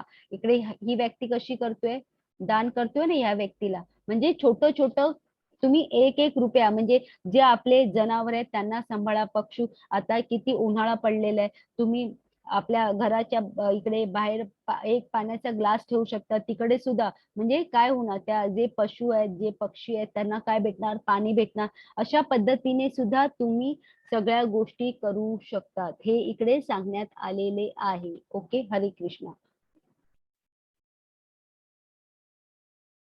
हरे कृष्ण. हरे कृष्ण. यो हि ज्ञानम् अभ्यास्य ज ज्ञानाद ध्यानं विशिष्यते ध्यानात् कर्म फल त्यागाच्छ अनंतरम. तुला जर अभ्यास करणे शक्य नसेल तर ज्ञानाचे अनुशीलन करण्यात तू स्वतःला संलग्न कर. तथापि ज्ञानापेक्षा ध्यान श्रेष्ठ आहे आणि ध्यानापेक्षाही कर्मफलाचा त्याग करणे श्रेष्ठ आहे. कारण अशा कर्मफल त्यागामुळे मनुष्याला मनःशांती प्राप्त होते. हरे कृष्ण. हरे कृष्ण. धन्यवाद माताजी. इकडे काय सांगितलंय, तुला जर असा अभ्यास करणे शक्य नसेल तर ज्ञानाचा अनुशीलन करण्यास तू संलग्न म्हणजे स्वतःला संलग्न कर. तथापि ज्ञानांपेक्षा काय इम्पॉर्टंट आहे, ध्यान. आणि ध्यानांपेक्षा काय इम्पॉर्टंट आहे, कर्मफळ. इकडे 3 गोष्टी दिलेल्या आहेत. एक आहे पहिलं ज्ञान, नंतर ध्यान आणि नंतर आहे कर्मफळ. ओके. आता जो आपण ध्यान, ध्यान म्हणजे काय, समाधी. म्हणजे आपल्याला जास्तीत जास्त काय करायचंय, निवांत एका जागेमध्ये राहून ध्यानस्थ राहायचंय, म्हणजे समाधीमध्ये जायचं आहे. ओके. म्हणजे असे थोडे थोडे करून सुद्धा आपण काय करू शकतो, देवाशी कनेक्ट होऊ शकतो. आणि ज्ञान म्हणजे देवाची पुस्तकं, भगवद्गीता आणि भागवतम एक एक रोज जरी एक एक पेज जरी आपण वाचलं तरी सुद्धा आपण काय होऊ शकतो, देवाशी कनेक्ट होऊ शकतो, म्हणजे ज्ञान योग क्रिएट होऊ शकतो. आणि तिसरं काय सांगितलंय की कर्मयोग म्हणजे निष्ठाने कामं करायची आहेत आपल्याला. जे सुद्धा आपण रोज रोजची कामं करतोय त्याच्यामध्ये आपल्या प्रत्येक कर्तव्यामध्ये आपल्याला कोणाला ठेवायचंय, कृष्णाला ठेवून ते सगळी कार्य करायची आहे, निष्ठा ठेवून सगळी कार्य करायची आहे. आता इकडे पहा काय सांगितले, हे पिक्चर काय दाखवते, या पिक्चरमध्ये श्रीकृष्ण एक जी बाई आहे, म्हणजे हे कधीच पिक्चर आहे, हे वृंदावन मध्ये जेव्हा यशोदाकडे श्रीकृष्ण बाळ रूपामध्ये होता तेव्हाचे हे पिक्चर आहे, की ती नेहमी यायची आणि त्याला संत्र द्यायची, कारण तिला हे बाळ फार आवडतं, कारण ते मोहक होतं ना, म्हणून ती नेहमी अट्रॅक्ट व्हायची. म्हणून ती जेवढी सुद्धा टोपलीमध्ये जे राहायचे ना ते ती त्या बाळाला द्यायची, असं ती रोज करायची. आणि एकदा तिने काय केले की टोकरीमध्ये ती तशीच यायची आणि पाहिलं की अरे बाळ आज येत का नाहीये, आणि जेव्हा तिला कळलं की अरे बाळ येत आहे, आणि त्या बाळाला हातामध्ये तिने काय दिल्या, संत्राच्या गोष्टी दिल्यात. आणि यशोदा यशोदा मैया काय करायची की असे ज्या सुद्धा व्यक्ती येतात त्यांच्याकडनं घ्यायची आणि त्यांना पैसे दान करायची, म्हणजे काहीतरी द्यायची. आणि हे श्रीकृष्णाने नेहमी पाहिलेलं, म्हणून मग श्रीकृष्ण काय करायचा की आता तर तिने स्वतः त्या बाळाच्या हातामध्ये दिल्या, कारण प्रत्येक वेळी ती काय करायची, यशोदा मैयाला द्यायची, फक्त या कृष्णाला बघण्याच्या भावनेने ती यायची, कारण तिला लांबून तो श्रीकृष्ण बाळ दिसायचा आणि ती खूप म्हणजे खूप हे व्हायची, मोहित व्हायची त्याच्यावरती. आणि मग त्या दिवशी तर स्वतः श्रीकृष्ण स्वतः ते संत्र घेण्यासाठी आले, तर तिने जेवढे सुद्धा संत्र होते ते त्या बाळाच्या हातात ठेवले. आणि बाळाने सुद्धा रोज पाहतो ना की माझी जी मैया आहे ती घेते आणि काहीतरी देते,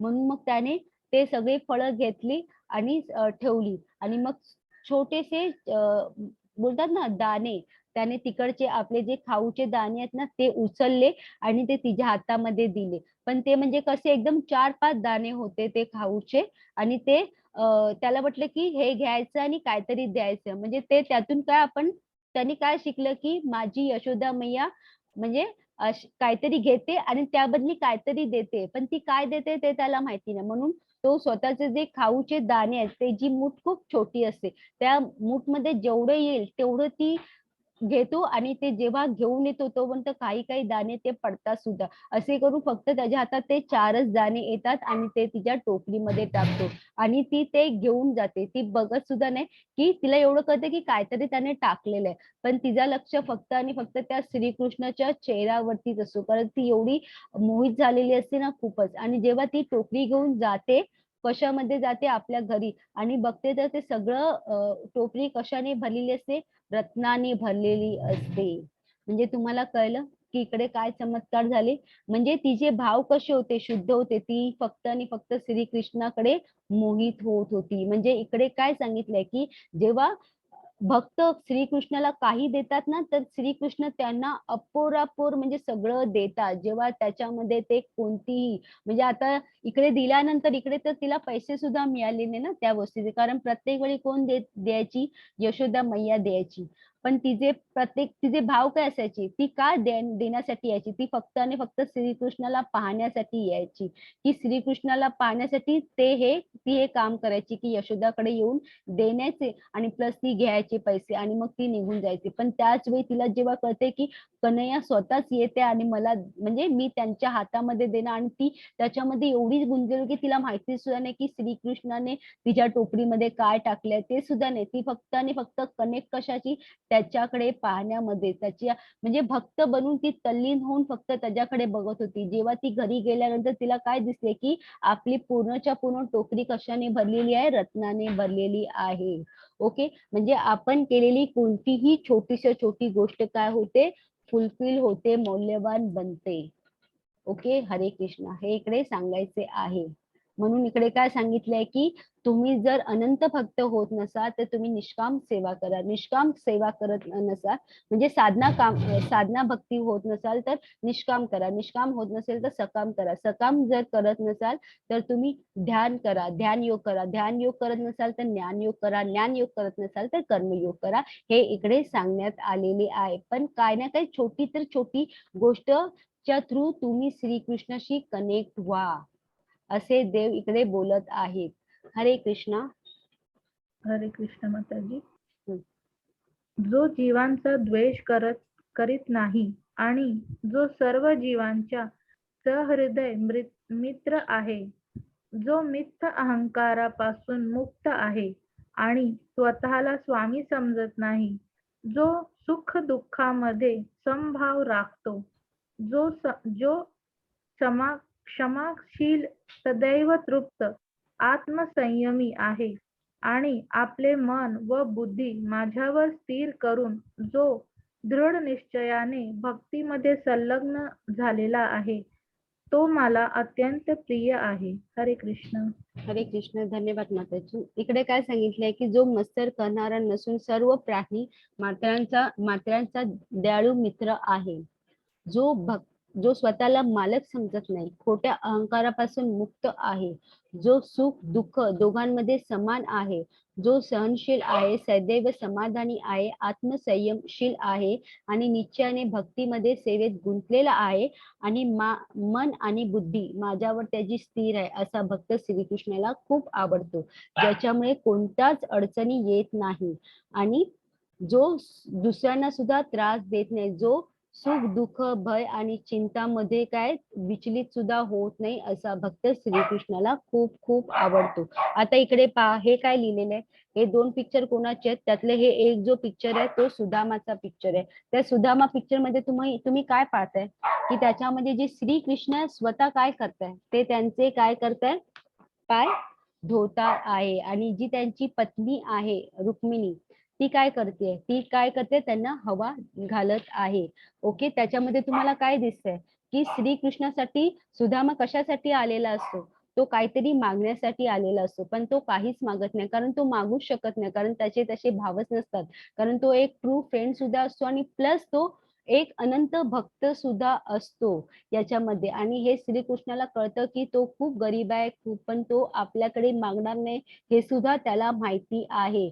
म्हणून देव सुद्धा काय, इकडे देवाचं काय काम आहे, देव काय करतोय की अनंत भक्तांचे जे असतात ना प्रभाव, ते सुद्धा श्रीकृष्णाला काय करतात, आकर्षित करतात. कशा, दास रूपामध्ये. म्हणजे देव अशा लोकांचे सुद्धा काय बनतात, दास बनतात, कारण ते त्यांचे अट्रॅक्ट करतात आहे ना श्रीकृष्णाला, कारण हे अनंत भक्त देवाला त्यांची दास बनण्यासाठी प्रेरित करीत आहे. हे इकडे सांगण्याचे म्हणते की ते देव त्यांचे आपल्या दासांचे सुद्धा दास बनतात. म्हणजे हे इकडे म्हणून ते काय करतात, त्यांचे पाय धुतात, त्यांची सेवा करताय, कारण ते देवांपेक्षा सुद्धा थोर असतात. जेव्हा अशी थोर व्यक्ती कडनं आपण काही ऐकतो ना थोडं तरी सुद्धा आपण लगेच पवित्र होतो. जसं मी तुम्हाला त्या दिवशी सांगितलेलं ना, कोणते ते हे होते की ती वेश्या, ती फक्त कशासाठी आलेली होती, त्यांचा मान भंग करण्यासाठी आलेली, पण तिने काय केले, ती स्वतःच एक कोण वैष्णवी बनली. तसंच इकडे इकडे काय आहे, त्यांनी सुद्धा काय की हे दासाची जरी आपण सेवा केली, म्हणून आध्यात्मिक गुरुच्या थ्रूच आपण श्रीकृष्णाकडे जाऊ शकतो, आपण डायरेक्ट श्रीकृष्णाकडे जाऊ शकत नाही. श्रीकृष्णाकडे जाण्यासाठी आपल्याला आध्यात्मिक गुरु किंवा वैष्णव भक्त खूप लागतात, कारण त्यांच्या थ्रू आपण श्रीकृष्णाच्या सगळ्या गोष्टी काय करतो, शिकतो, समजून घेतो. ओके, आता हे जे दुसरं पिक्चर आहे ते एक ह्याचं पिक्चर आहे, त्याच्यामध्ये बिर्ला मंगल ठाकूर म्हणजे तो कोण असतो, वैष्णव भक्त असतो.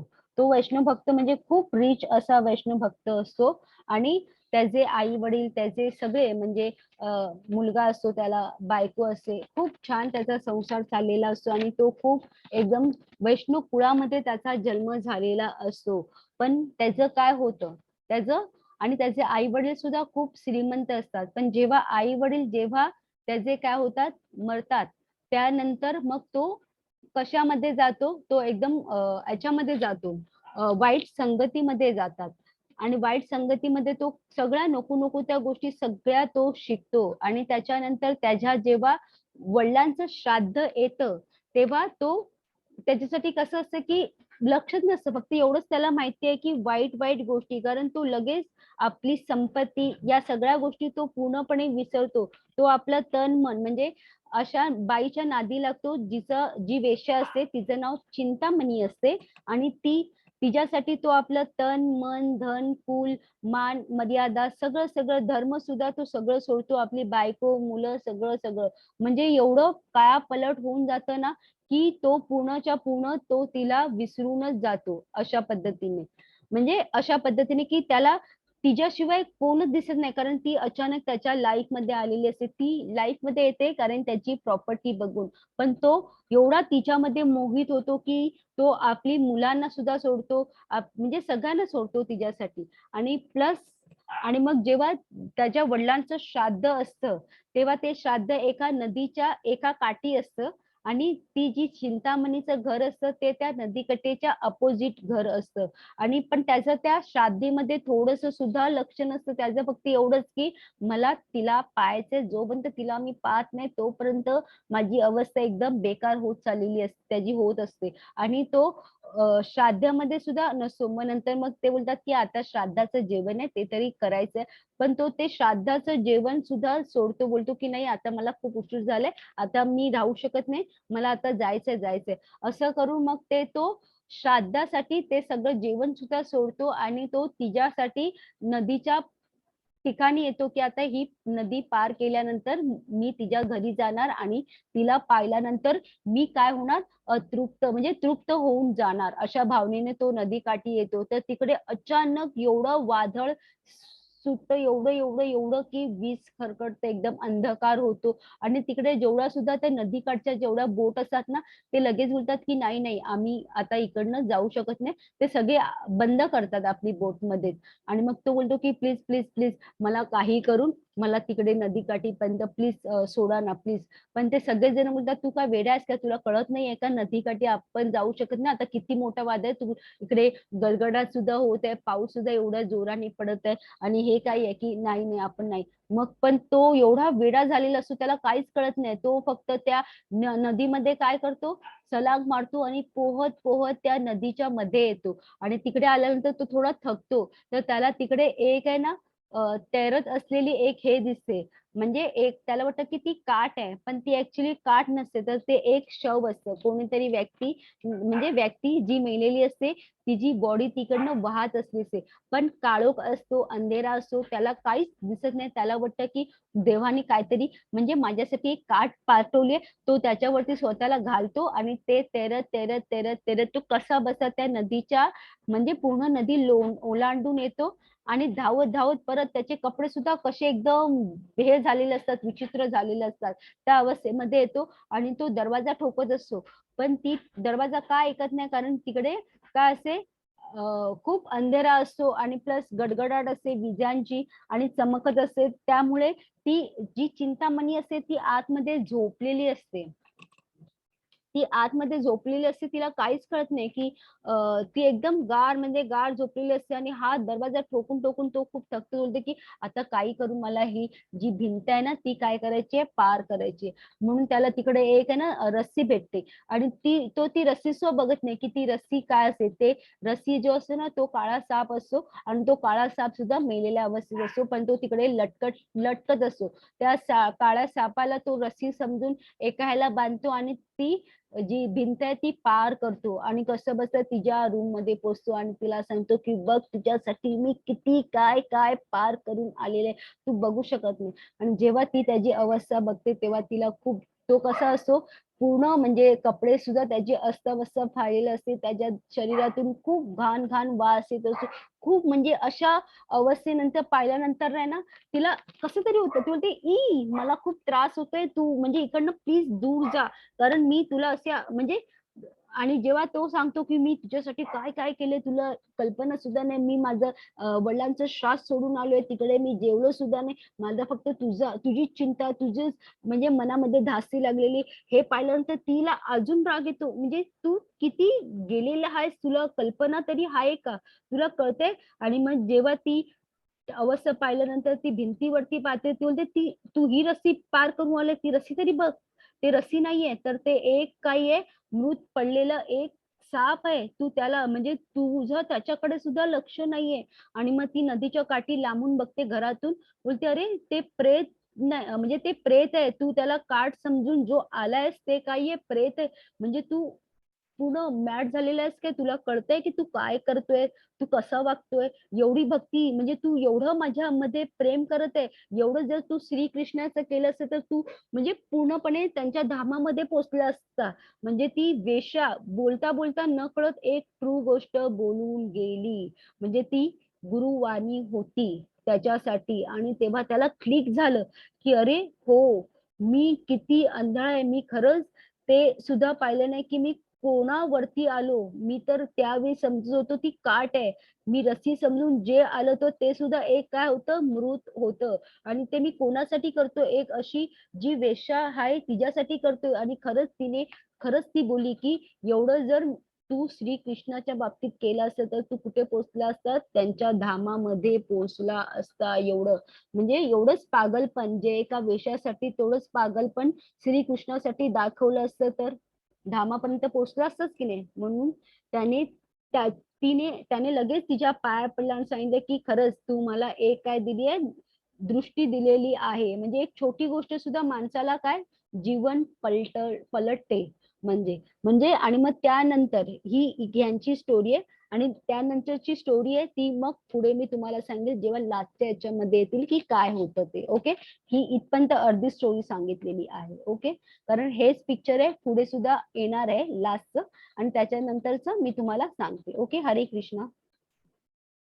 कारण ती स्टोरी खूप मोठी आहे. हरे कृष्णा. माताजी वाचा. हरे कृष्णा माताजी. ज्याच्यामुळे कोणीही उद्विग्न होत नाही आणि जो इतर कोणामुळे उद्विग्न होत नाही, जो हर्ष आणि दुःख, भय आणि चिंता यामध्ये समभाव राखतो, तो मला अत्यंत प्रिय आहे. हरे कृष्ण. हरे कृष्ण. याच्यामध्ये काय सांगितलंय की जो कोणताही म्हणजे जो आनंदही करत नाही आणि शोकही करत नाही आणि इच्छाही करत नाही आणि जो शुभ अशुभ दोन्ही गोष्टींचा त्याग करतो असा भक्त श्रीकृष्णाला आवडतो. म्हणजे इकडे काय दिलंय, उद्वेग म्हणजे काय, ज्याच्यामुळे कोणालाही त्रास किंवा कष्ट होत नाही आणि तो कोणालाही कष्ट त्रास पोचवित नाही असा त्याचा अर्थ होतो. म्हणजे हे इकडे सांगायचं आहे. म्हणजे इकडे इकडे सुद्धा एक स्टोरी कोणती आहे की जे शंकर भगवान आहेत ते आपले जे अनंत भक्त आहेत जे त्यांच्यावरती खूप मोहित झालेले असतात ते काय करतायत, ते वैष्णव भक्त ते त्यांची स्टोरी ऐकत आहे. हरे कृष्णा. आवाज येत आहे, स्वतःला म्यूट करा. जे जे काय करत आहे, शंकर भगवान काय करत आहे, स्टोरी सांगत आहे आपल्या भक्तांना. आणि जेव्हा ते कोणाबद्दल स्टोरी सांगत आहे, कृष्णाबद्दल स्टोरी सांगत आहे. आणि तेव्हा बाकीचे जेवढे सुद्धा वैष्णव भक्त आहेत त्यांचा फक्त लक्ष श्रीकृष्णाच्या फक्त आणि फक्त चेहऱ्यावरती आहे. आणि त्यांची जी पत्नी आहे तिने काय केलेलं आहे, आपली मांडी त्यांच्या मांडीवरती ठेवून ती बसलेली आहे. पण इकडे कोणाचं सुद्धा लक्ष नाही अजिबात. म्हणजे कोणाचे नाही. कारण ते कसे असतात, सरळ. जे अनंत भक्त असतात त्यांचे भाव कसे असतात, ते कोणतीही अशी गोष्ट पाहत नाही ज्यांना ती पाहायची नसते.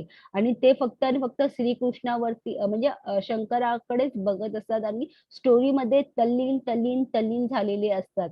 आणि इकडेच काय होतं, इकडे जो चित्रकेतू असतो, चित्रकेतू काय करतो,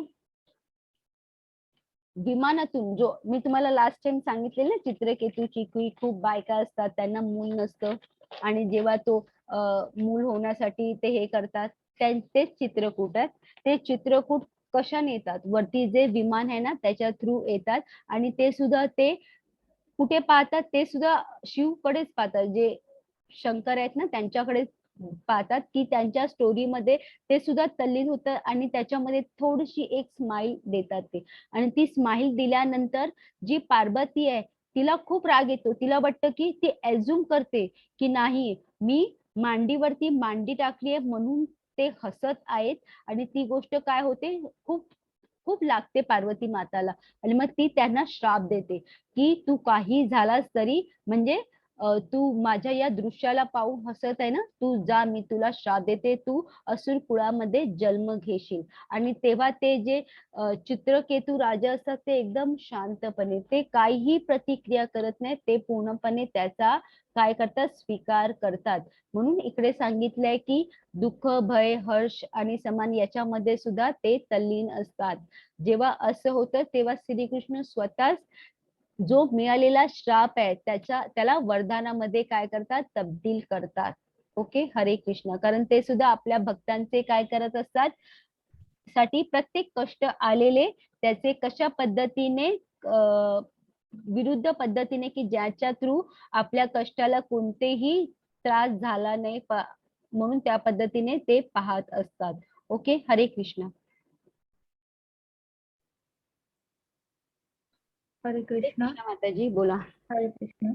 जो माझ्या भक्त साधारण दैनंदिन क्रियांवर अवलंबून नसतो, जो शुद्ध, कुशल, चिंतारहित, दुःख मुक्त आणि कोणतेही फल प्राप्त करण्यासाठी महत् प्रयास करीत नाही, तो मला अत्यंत प्रिय आहे. हरे कृष्ण. हरे कृष्ण, धन्यवाद माताजी.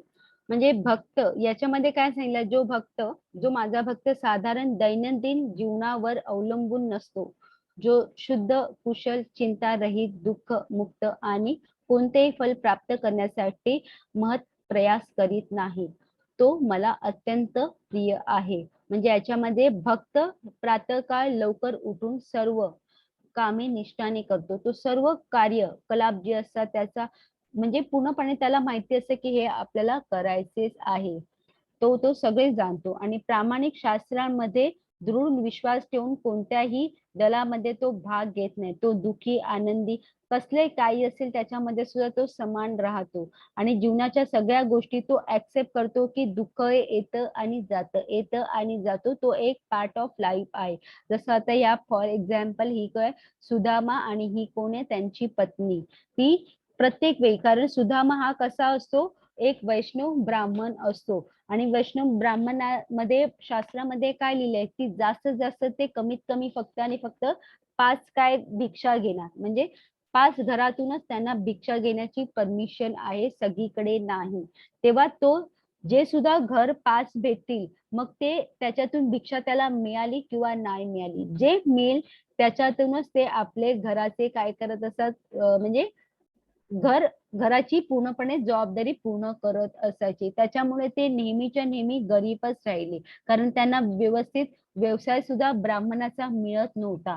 असे झालेले, म्हणून त्यांची बायकोने सुद्धा सांगितलं की जा आणि प्लीज आपल्या मित्र जो श्रीकृष्ण आहे त्याच्याकडनं काय थोडीफार, म्हणजे तो तुम्हाला नक्कीच मदत करेल. पण सुदामा कसे होते, सुदामा हे असे भक्त होते की त्या एक वेळी ते आले सुद्धा त्या बायकोच्या इच्छामध्ये आणि ते गेले सुद्धा राजवाडामध्ये. तुम्ही पाहिलं ना की राजवाडामध्ये गेल्यानंतर श्रीकृष्ण आणि त्यांची पत्नीने त्यांची खूप चांगल्या पद्धतीने आवभगत केली, त्यांची सेवा केली. पण शेवटपर्यंत ते काहीच मागू शकले नाही असे, आणि ते खाली हातच आले म्हणजे याच्यामध्ये. पण नंतर जेव्हा तिकडे गेल्यानंतर मग ऑटोमॅटिक देवानी त्यांना जे आल्यानंतर त्यांनी काय पाहिले की त्यांची जी झोपडी होती ते महल बनली होती, त्यांची जी पत्नी, मुलं सगळेजण खूप व्यवस्थित होते. अशा पद्धतीने त्यांचे ते म्हणजे ते स्वतःहून मागू शकले नाही, पण देवानी ती गोष्ट जाणली, समजवली आणि त्यांनी ते पूर्णपणे दिली.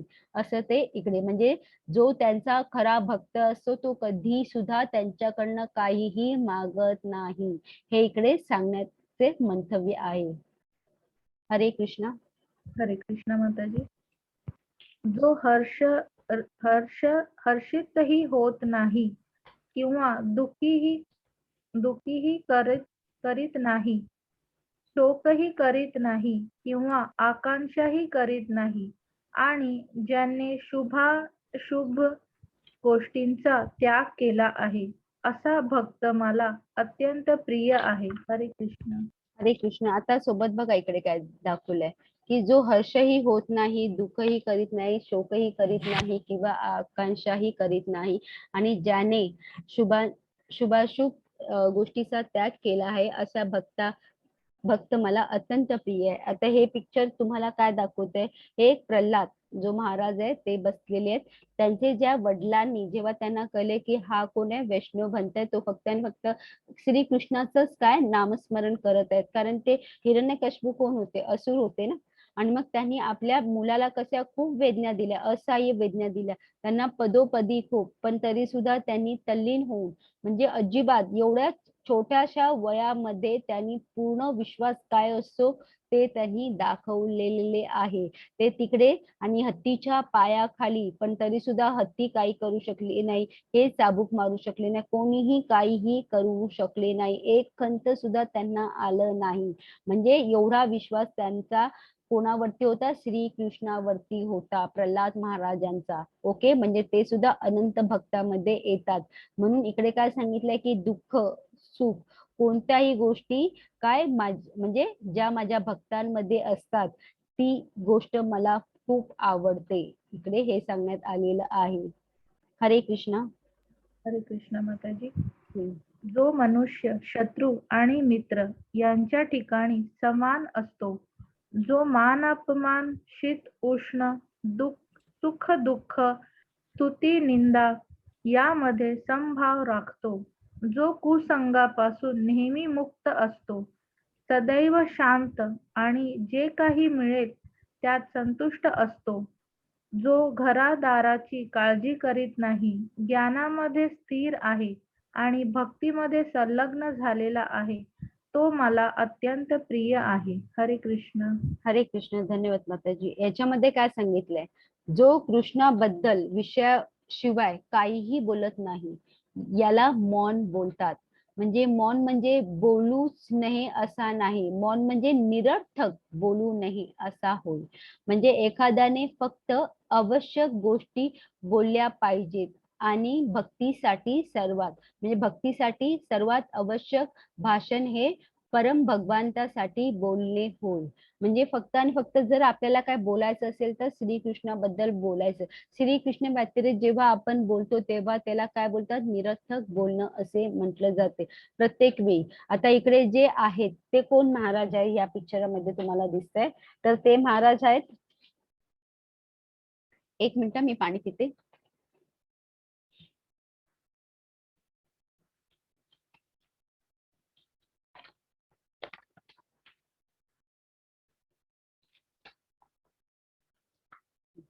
इकडे जे तुम्हाला पिक्चर मध्ये जे महाराज दिसत आहेत ना ते कोणते आहेत? अमरीश महाराज आहेत. ते खूप थोर म्हणजे अनंत भक्त आहेत श्रीकृष्णाचे. आणि इकडे जे दिसत आहेत ते कोण आहेत? दुर्वाशी आहेत. दुर्वाशी ऋषी हे असे ऋषी आहेत की त्यांना छोटासा जरी राग आला की ते फटाकसे काय काढ देतात, श्राप देतात. म्हणजे ते एवढे तपोवती असून सुद्धा त्यांना राग ते कंट्रोल करू शकले नाही. कोणीही त्यांच्या अपोजिट थोडंही वागले की ते लगेच त्या भक्ताला काय देतात? श्राप देतात. आता इकडे जे अमरीश महाराज आहे ते आपल्या दरबारामध्ये बसलेले आणि त्यांची एकादशी होती आणि तेव्हा त्यांना संदेश येतो की दुसऱ्या दिवशी कोण येत आहेत? दुर्वाशी महाराज येत आहे. एकादशीची नियमावली काय असते की त्या दिवशी कोणीही भक्त निर्जल उपास धरतो, म्हणजे काहीही खात नाही आणि दुसऱ्या दिवशी तो उपास सोडायचा असतो आणि तो सुद्धा सकाळी पहाटी असं. आणि त्याच वेळी हे जे दुर्वाशी महाराज आहे ते येणार हे जेव्हा त्याला कळतं तेव्हा ते आल्यानंतर ते त्यांचे खूप स्वागत करतात सकाळी सकाळी पहाटे. आणि मग पाहतो की ते बोलतात की दुर्वाशी की आता मी थोडा स्नान करण्यासाठी नदीवरती जाते, आपण आल्यानंतर आपण काय अन्न ग्रहण करू. पण हे जेव्हा जातात तेव्हा त्यांना तिकडे जाऊन आल्यानंतर वेळ खूप निघून जातो आणि जे महाराज असतात त्यांचे जेवढे सुद्धा कर्मचारी असतात ते बोलतात की महाराज काल तुम्ही पूर्ण दिवस उपास धरलेला आहे, आता थोडं तरी खा, ऍटलिस्ट पाणी तरी पिया. आणि मग ते त्यांचा मान ठेवण्यासाठी फक्त पाण्याचं एक स्वीप पितात.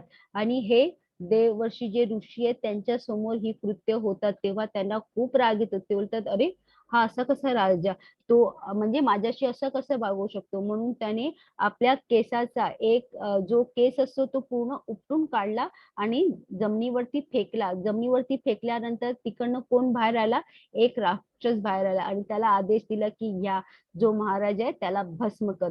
पण जेव्हा त्याने ते अमरीश महाराजांनी काय केले? आपले डोळे बंद केलं, त्याला काहीही सांगण्यामध्ये हे नाही केलं की मी चूक केली आहे की नाही चूक केली आहे, ते सुद्धा त्यांनी फक्त एवढंच की मला क्षमा करा आणि डोळे मिटले आणि त्याने स्मरण कोणाला केलं तर श्रीकृष्णाला स्मरण केलं.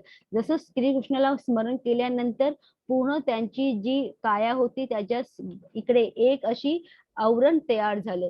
त्या आवरण तयार झाल्यामुळे जो राक्षसाने आपली काय सोडली त्यांना मारण्यासाठी, भस्म करण्यासाठी जी मुख आहे त्याच्यातून आग सोडली.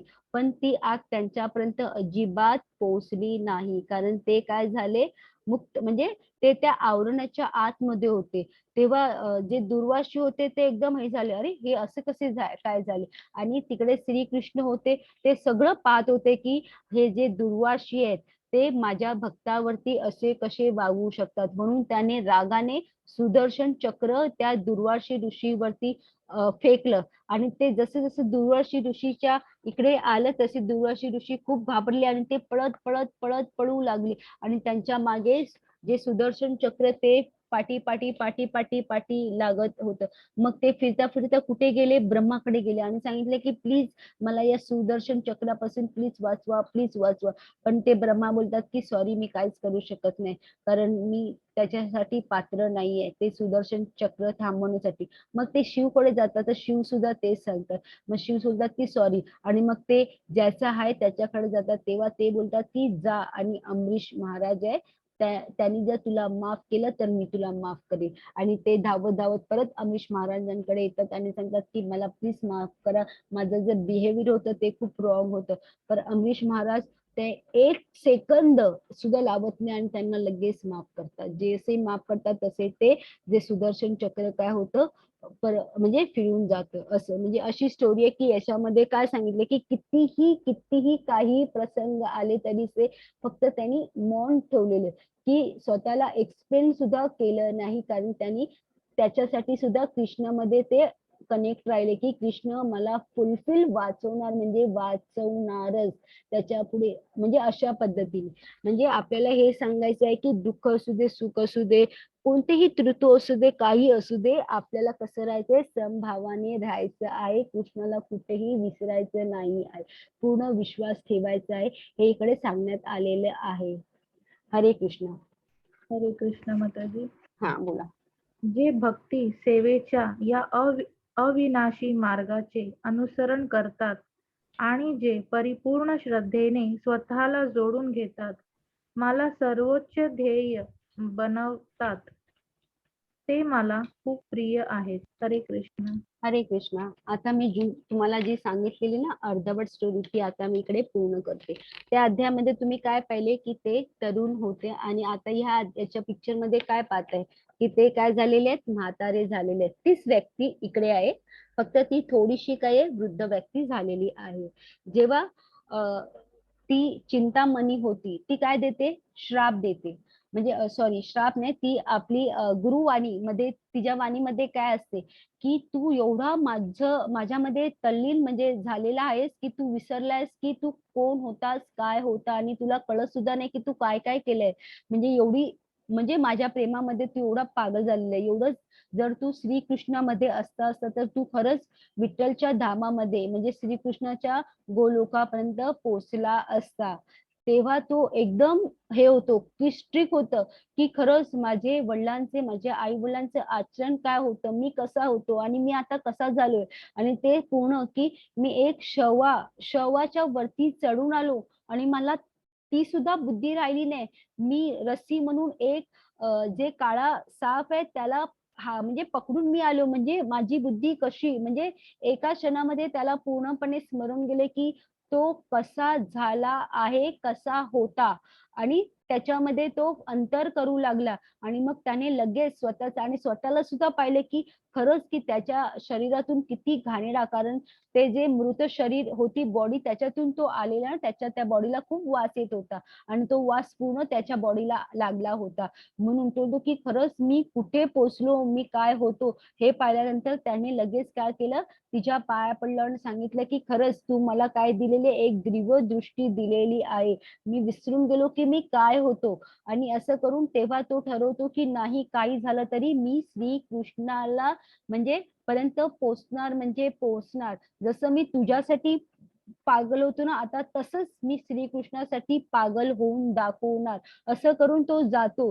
जातो पण लगेच कोणीही व्यक्ती आपल्या ज्या वाईट सवयी लगेच म्हणजे जात नाही कोणत्याही व्यक्तीच्या. पण इकडे त्याचं काय झालं, जसं जसं तो पुढे गेला, परत परत तेच त्याला, की कोणतीही स्त्री त्याच्याकडे आली म्हणजे पाहिली किंवा त्याने पाहिली त्या स्त्रीने, की तो काय करायचा, परत तो विसरून जायचा, की अरे मला म्हणजे कृष्णाकडे जायचंय, कृष्णाकडे प्रेरित व्हायचंय. आणि तो काय परत त्या स्त्रीच्या मागे जायचा. आणि तसाच एकदा तो स्त्रीच्या अशात मागे गेला. मागे जाता जाता ती स्त्री आपल्या घरामध्ये गेला. तिचा जो पती होता तो दारातच बसला होता. तो बोलतो, की तू तू म्हणजे कोण आहेस? का इकडे आलायस? काय काम आहे? तुला काय पाहिजे? तो बोलतो, की मी तुमच्या पत्नी आहे, त्यांच्या मागे मागे धावून आली. तुमची पत्नी खूप सुंदर दिसते. म्हणजे मला एकदा तिला पाहायचंय. मग त्याला खूप राग आला. तुला माझ्या बायकोला का पाहायचंय? हो, मला कळतंय, की तुमचे जे विचार आहेत ते माझ्याबद्दल, ते तुम्ही बरोबर विचार करताय. पण प्लीज मला एकदा पाहायचं आहे. तुम्ही बोलवता का तिला? आणि मग तो बोलतो, की हा जास्त काय करतो ते पाहायचंय. म्हणून तो आपल्या पत्नीला बोलवतो बाहेर. आणि तेव्हा तो बोलतो, की हो मी खूप म्हणजे चुकीचं वागलोय, मला क्षमा करा.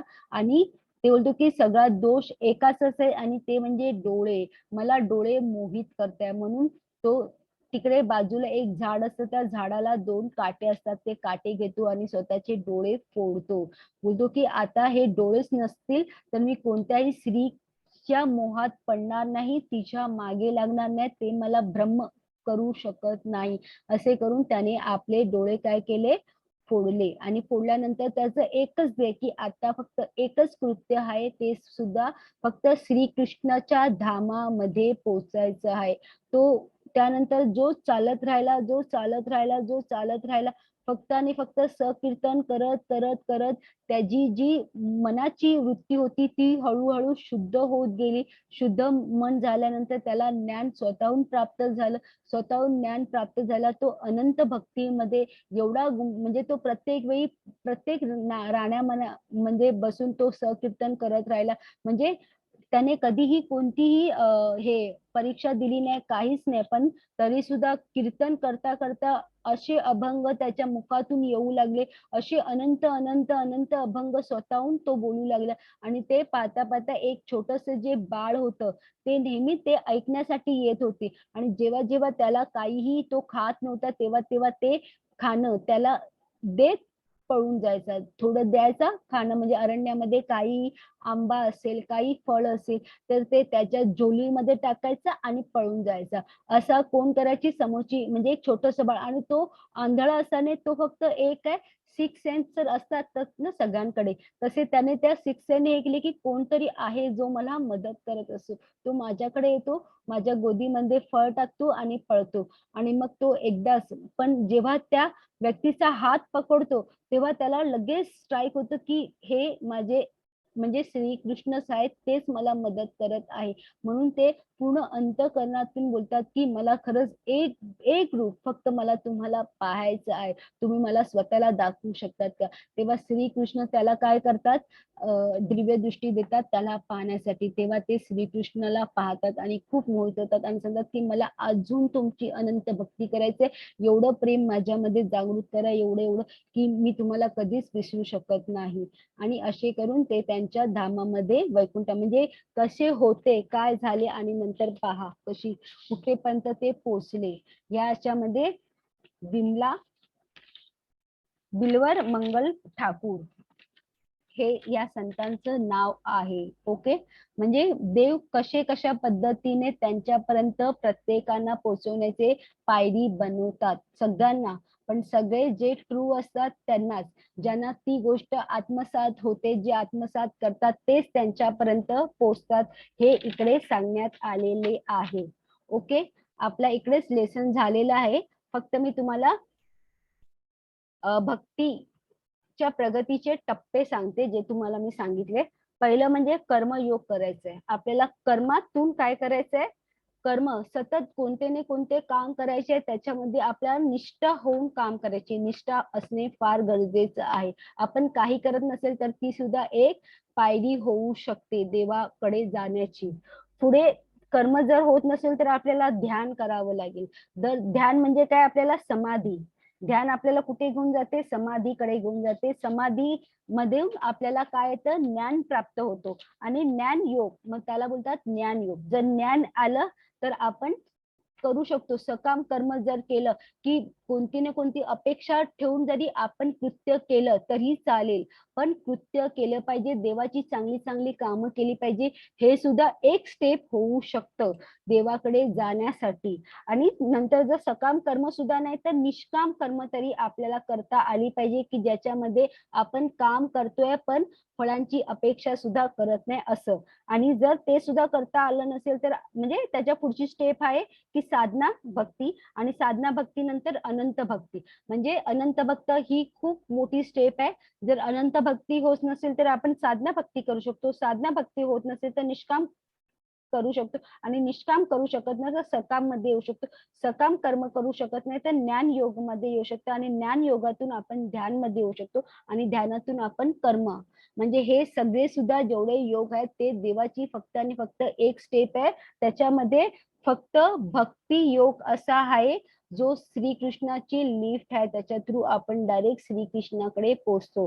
म्हणजे कोणतेही काम करा त्याच्यामध्ये आपल्याला काय ठेवायचं आहे? भक्ती इन्क्लूड करायची आहे.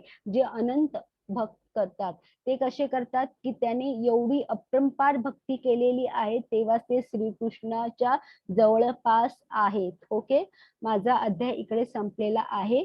जर माझ्याकडून काही चुकी झाली असेल तर तुम्ही मला क्षमा करा. मी माझ्या परीने समजवण्याचा प्रयत्न केलेला आहे. आणि जर तुमचे काही प्रश्न असतील तर प्लीज मला विचारा. हरे कृष्ण. हरे कृष्ण.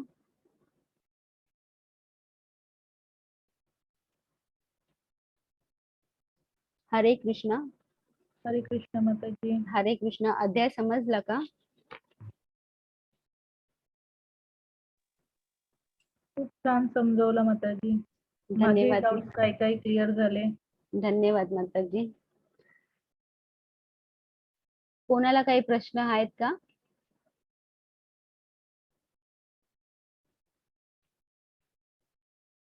अच्छा, कोणाला काही प्रश्न नसतील तर मी माझे लाचा मंत्र घेते. वाचा कल्पतरुभ्यश्च कृपा सिंधू एव च पतितानु पावनेभ्यो वैष्णवेभ्यो नमो नमः. हरे कृष्णा सर्वांना. हरे कृष्णा. हरे कृष्णा. आता मी अध्याय समाप्त करते. माझा दुसरा क्लास स्टार्ट होणार आहे आता 10 मिनिटांनी. ओके. हरे कृष्णा. हरे कृष्ण माताजी. हरी हरे बोल. कृष्णा. हरी बोल. हरी बोल. हरे कृष्णा सर्वांना. हरे कृष्णा.